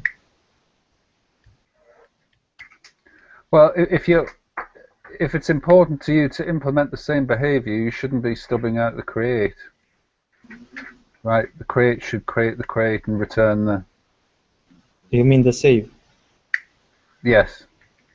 Well, yeah, but if you do the same outputs from that method every time it's correct, then it's normal stubbing.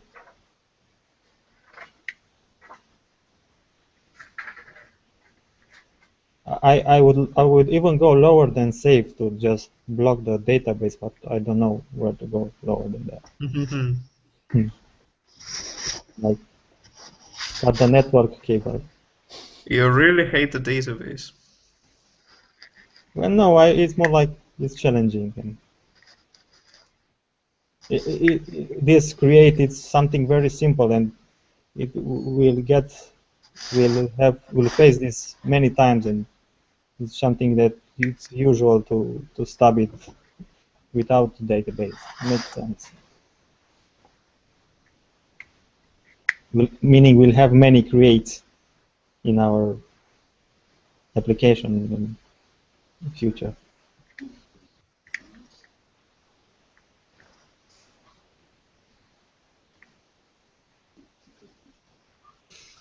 Well, so yeah, go ahead, Andrew. So if we returned here, if we imitated the save by doing this, or I don't even know what the save returns. Save returns true? Save returns a boolean. True or false. Yeah. So I don't even know where to plug this thing.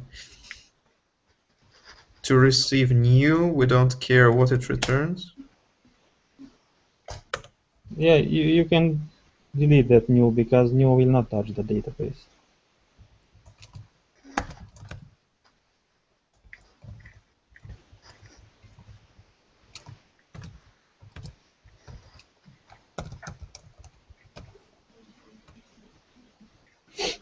Yeah. Will this work?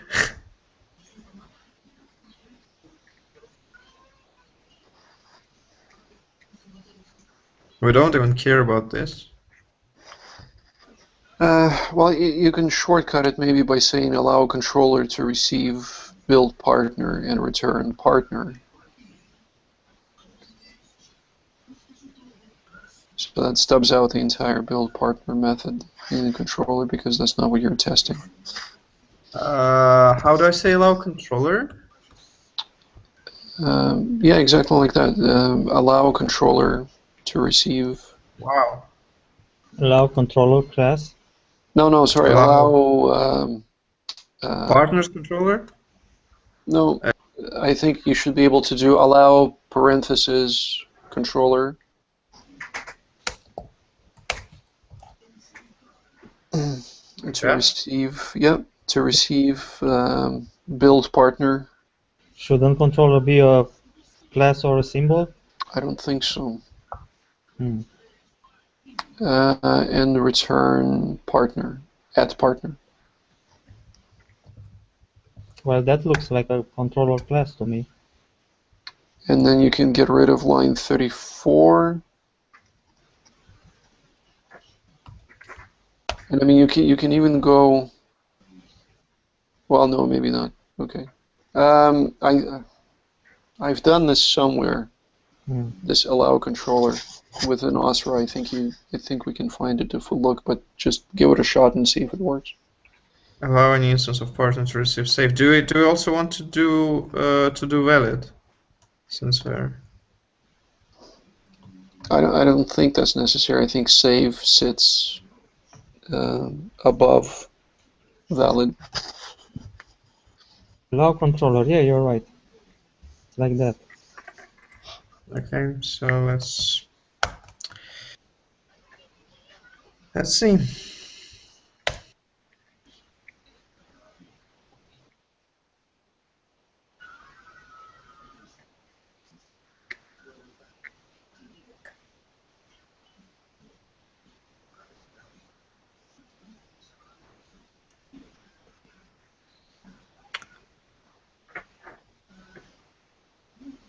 Undefined method save for nil class.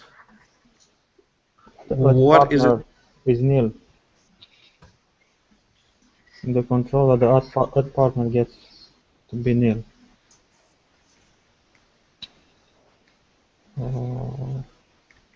Where is this add partner nil? Build partner. We don't Yes. care if that returns anything, do we? Yeah. So it goes through this thing. Yeah, but it returns. And returns as partner. Yeah, we don't care if it returns build partner. Okay. The way it's wrote in the controller, we don't care what it returns. Okay, then if we go back to the controller, build partner, so this should be add partner now. It should be add partner equals build partner. To match the test now.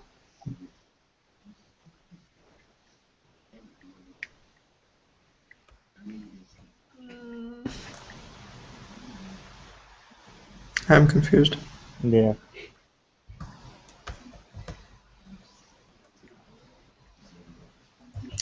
Okay. It's because I know what it is, and Christian's been right all along. It's because build partner's not returning anything. It's setting instant variables on the class. Sorry, yeah. But even so, the only problem we have here is that, look, there, line 54. If addPartner.save, and that addPartner.save should return true, and you should change addPartner to have an ID. And we need an ID to the addPartner. That's the only thing that we're having a problem.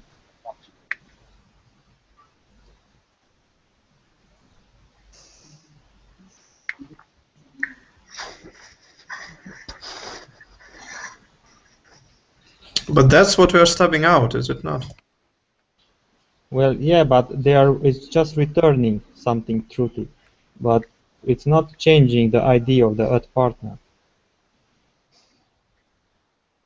Again, addPartner in test and addPartner in controller are totally different, and that's confusing. It is confusing, yes. Yeah.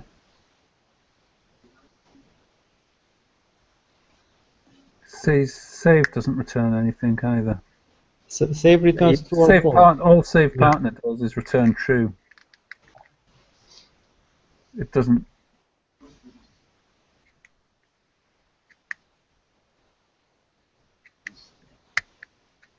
It probably even returns. Yeah. Or false. Or false. I mean. Yeah. Last night I thought that save bang will do the trick, but unfortunately not.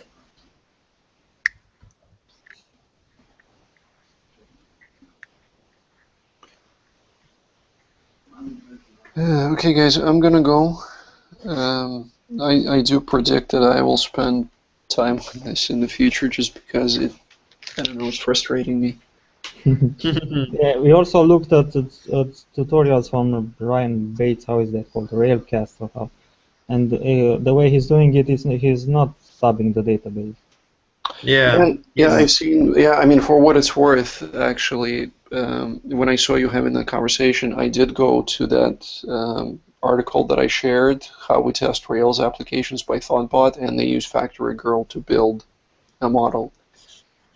So they do hit the database, and I guess they're willing to pay the price. Okay, so you want to outdo them and do it without touching the database. I Hell don't yeah. think it's a big price to pay. You know, what if you're talking about through all your tests for that one controller hitting the database? I think. I mean, if you're wanting to do it for the learning experience, that's great. You know, reach for the sky. But if it's an issue of pragmatics, I would be spending my time. Yeah, it's not that big of a deal, right? Yeah, Totally agree. on other things. But from a learning experience, it's great to find out exactly what's happening and where things are going. Well, from the point of view, or maybe this is not pragmatics now, but academics, if you want this to be a pure unit test, then all you want to do is to test that method in isolation. So you don't want to rely on the fact that something gets saved to the database and something gets retrieved from the database. All you want to do is... If we're looking at pragmatics, then I shouldn't have written the class the way I've written it, because to test everything in isolation, you need to pass in your parameters to the method, or whatever you need to pass into the method, and you need to return a value. But that's not what happened. It's the side effect that is causing the activity in build partner and save partner, right? So build partner and save partner aren't returning what they need to return. They're actually setting it as an instance variable. So at partner is being set in there, but we're not taking that return value. So it doesn't matter what we stub out in the tests.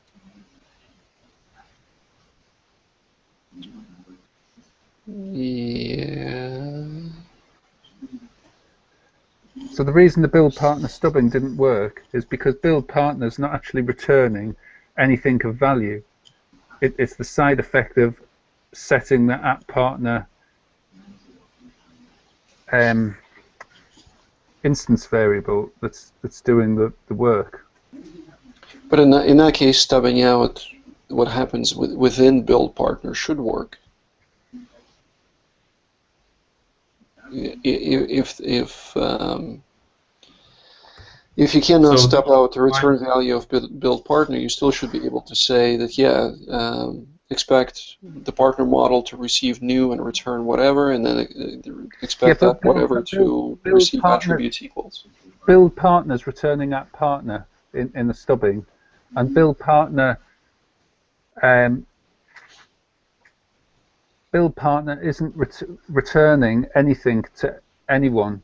I mean, it has a return value because all methods in Ruby do, but no one's taking the return value of build partner and doing anything with it. They're relying on build partner executing for side effects.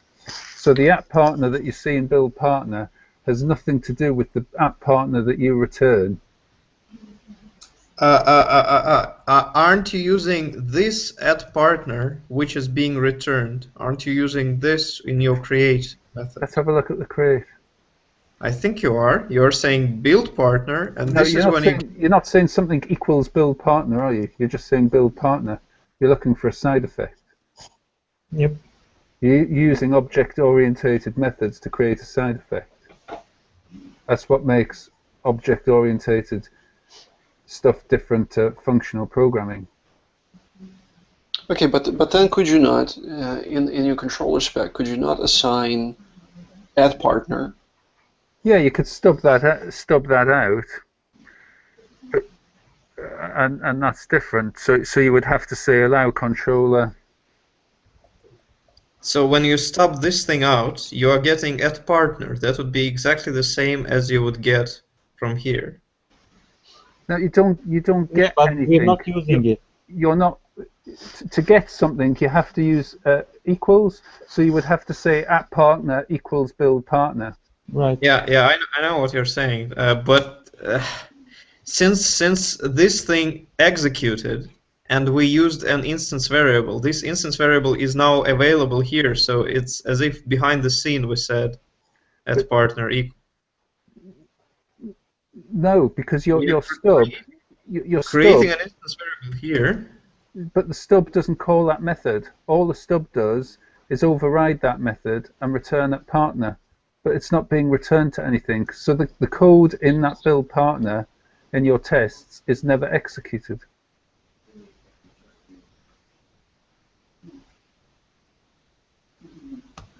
We're allowing the whole controller to receive build partner, right? So we're allowing this to receive at partner now. It's saying it's basically that allow says when the controller receives a call to build partner, don't execute the build partner method, just return partner. Yep. Well, it returns partner, but it's not assigned to anything. Yeah, it's lost. Just thrown away. And because the method wasn't called, the proper method, the method proper, you're not receiving your side effects. Next, right, you would actually have to stub out the values in the controller, those instance. Yeah. So you are saying that if we had it this way, this would work? Now we are returning at partner and assigning it. No, the whole thing would have to be changed. It's not just that single statement. Yeah. But this, like setting variables in global, should I say, variable inside methods, is this a good practice? Like we're setting at partner inside the method and using the same at partner in another method? I thought that's the beauty of instance variable. Object-oriented. Well, yeah, but I don't know. Doesn't feel right. Learn Haskell. Have you guys tried? Have you guys tried in all your different attempts controller.instance variable set? No. So it seems to me that way, from your spec, you could tell the controller what add partner should be. So how do we write this? I guess it doesn't have to be in a before block. It's basically controller dot instance and underscore variable underscore set. And then in parens, colon at partner. Colon add partner? Yeah, colon at partner. Wow. Comma, and then whatever you want to assign to that. At partner? Yeah. So now we don't care about this? Yeah, but now when we hit partner equal new, that partner equals partner.new, it will be overwritten. No, because it's or equals. Oh, okay. I think you will need to stub out attributes on it. So you have to allow add partner to receive attributes equals. Yeah, but the attributes will not override the ID, so it should be okay. No, but you've stuck a double into that. And the double cannot receive attributes. That's true. Right. So that attribute needs to be an equals at the end of attributes. Yeah, that's right, because it's the assignment inside the. No, I want to allow at partner, not any instance of partner. I think it's at partner, because you're Okay. basically saying the double that I have created. Okay. Attributes To equals. attributes equals. Yeah. If you remember here, oh yes, attributes equals. Yay, right. Okay. And then it's either allow any instance of partner, or you could probably even say allow at partner to receive save and return. I think you return true, Yeah, true. although returning partner should work just as well, because it's a truthy value. Okay. And then that might work. Where does this thing come from? Not from the saved partner? From line 32. Yeah. You can Yeah, write but there I mean, partner.id. until this line, until line 37, I guess, Rails would never think of using this ID. Well, but we're smarter than Rails. Now there's a claim. Yeah. Well, okay, collectively. Is this recorded? It sure is. I'm not around. You want to watch it back then? No, I don't want the replay? Rails people to see it. He's gonna clip that sound bite and post it. Hey, smart people, got a failure. Yeah. Expect response to redirect to HQ partner. At least we got that far. I can't read that. Can you tell me what it says? Yes. The trouble is, expect response to be a redirect to blah blah blah partners /1, but it was redirect to partners mock something. you have So to it's write trying it. to use the mock. Yeah, go back to the code. So can we do build stubbed here at partner? Because build stubbed is going to have a ID. The controller.instance variable set at partner, comma at partner dot attributes. Or it's not a model instance. That's the problem. You think Well, so? You can try instance double. No, attributes will not work. But What if we instead of creating a double partner, what if we create a build stubbed? give it a shot.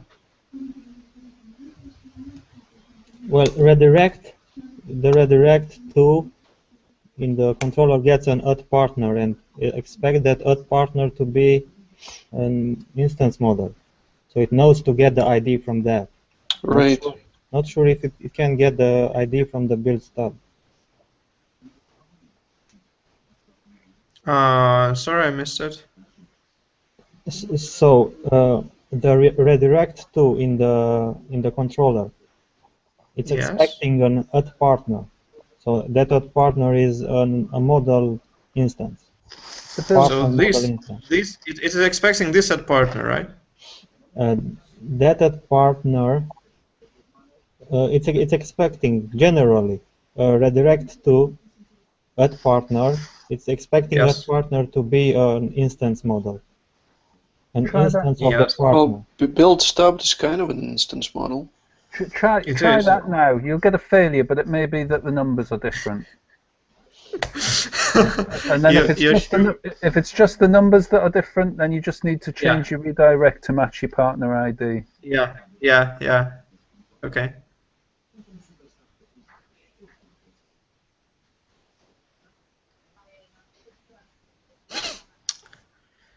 Yes, the numbers are different. Right, so go back and then change that path1 to at partner.id. Right. Can we just leave at partner? We can try. I think we can. Yeah. I think we can. Yeah, it's the same. Yeah. Wow.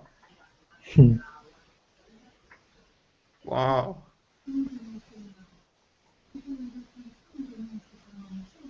Come on. Yes. Hurrah. Ah, that was something. Nick's still gonna clone it and check out his stuff. Oh, definitely. Yeah, but still, I think we're stubbing too much here. And So probably going to go here. and changing an instance variable inside controller is not the normal behavior of the controller. Well, it depends what you mean as normal behavior. I mean, Well, meaning if I change something in the create, then if I change something and it still passes, it's something wrong. Or if I don't know how to explain this. If I change, think I know what if I you change mean. parameter somewhere, and if it doesn't fail, then it's not covering very well. But if you're wanting to test all those side effects, then you're going to have to take the hit on the database. I don't see how you can do it without stubbing, or make your methods more functional in style. Yeah, that's what I'm sorry if I'm insisting, but that's what I'm saying, that my approach is the correct approach. Because I'm going to stub only save as low as possible. You're submitting the PR, so do what you feel's right. Yeah, so I don't know. So you're still not satisfied with this test? No, I think that the other one it's better. It's doing what a controller test should do. But well, not that I know that was that. But well, think about it this way: what exactly are you trying to test? Are you trying to test the entire controller, or are you trying to test that we are trying specific to action test. with? Yeah, we are trying to test a happy path, a partner to be created. Well, right? okay, that's fine. But so what you're testing basically, that the way the partner is created, first of all, build partner is called, and build partner then calls on the partner model to give it a new partner. Yeah. So your testing now, your test now also includes the fact that the partner model is able to give you a new partner instance. Yeah. It then includes the fact that you can assign parameters to that new instance. These Totally are not agree. Yeah. these are not controller things. These are, it's something that Rails does, or it's something that Active Record does. It's not something that your controller does. Right. So if you're not stubbing out those methods, then you're effectively saying, okay, I want to also test that Active Record works. I also want to test that Ruby works. Well, yeah, but isn't that functional testing? Isn't that what it means? To let the controller be free. Well, this is where we come to that discussion that we were having with Robbie initially about there being a guide. There isn't one, because people will look at something like this and say, all I want is, is this a unit test to very specifically say that if Active Record works and the database connection works and Ruby logic works, then the code that I've written, my controller, does what it's supposed to? Or is it a functional test that exercises the entire path through this particular controller action? Right, yeah. And it's not, this isn't something that people have agreed, very smart people have agreed on as a best practice. So if you talked to Kent Beck, I think he would go with what Nikita's just described. Mm-hmm. But if you talked to DHH, I think he would say have a slower test and hit the database based on the conversation that they've just had recently. Yeah. I would expect that DHH would not even bother testing this create method. I was going to say the same thing. Yeah, for something that is so simple, yeah, he would probably advocate that. And I completely agree with him on this point. Although it has been a wonderful experience, I still am not entirely sure I understand why. until the client comes back and says, after entering 1,000 partners, we have a problem on create. Oh dear. Or not entering 1,000 partners. Well, here we're only testing that it redirects correctly. The only test that we're doing here is that if we save partner correctly, we get a correct redirect. We could do it manually. We could do it with Cucumber. Well, yeah, but when you have 100 of these and you're constantly changing stuff, you can't rely on that. That's the idea of TDD. Well, but in that case, Andre, to follow the logic that you're saying, that the only thing we're testing is this, then we should be doing a functional test where we don't stub out anything, where we use real objects and we hit the database. But we know that every time you run through this controller action, all the pieces fall into place and it works. So in that case, don't stub anything. You use factory girl build in the before block as you did, and then just let the controller do everything that it's supposed to do. Yeah, that's what Ryan Bates did in his Railscast. He basically... Also, I'm thinking that if we don't test this create or edit or anything, when things will get refactored, we implement more functionality and we look to the test and we see, there's no test for the create, so we shouldn't bother. And then the create will get more and more complicated, and we realize it's just enforcing people to not do the test. Well, at that point, either Nikita or Craig will tell you that controllers should not get fat, and you should get have all your logic not in the controllers but somewhere else. Well, yeah, but then you have a lot of logic that's combined in the create. So, still. And you unit test that in all the models and modules that you've extracted it into. Yeah, but you have to test the connections too. And that's where your high-level feature or integration tests come in. Mm-hmm. Well, guys, this is, like I said, this is, there's no right answer here. So I think it's exactly as Craig said. You're the ones writing these specs. You decide whether you want to exercise the entirety of the controller's action, or you just want to check, I don't know, something at the bottom of it works as expected, and that's where it begins. While we're basking in the glory of a successful test, I'm gonna have to disappear. I'm gonna have to disappear, guys. Yeah, I'm gonna leave on the high note too. All right. All right. So Craig, you won't be there tomorrow. I'll try. I may be able to. I'll try. Maybe get in for the scrum and then just disappear. I don't know. But don't hang around waiting for me. Okay. Fair enough. Yeah. All right, guys. Everybody have a good rest of your night. Bye bye. Yeah. Take care. All right. Cheers. Bye. Bye bye. Bye.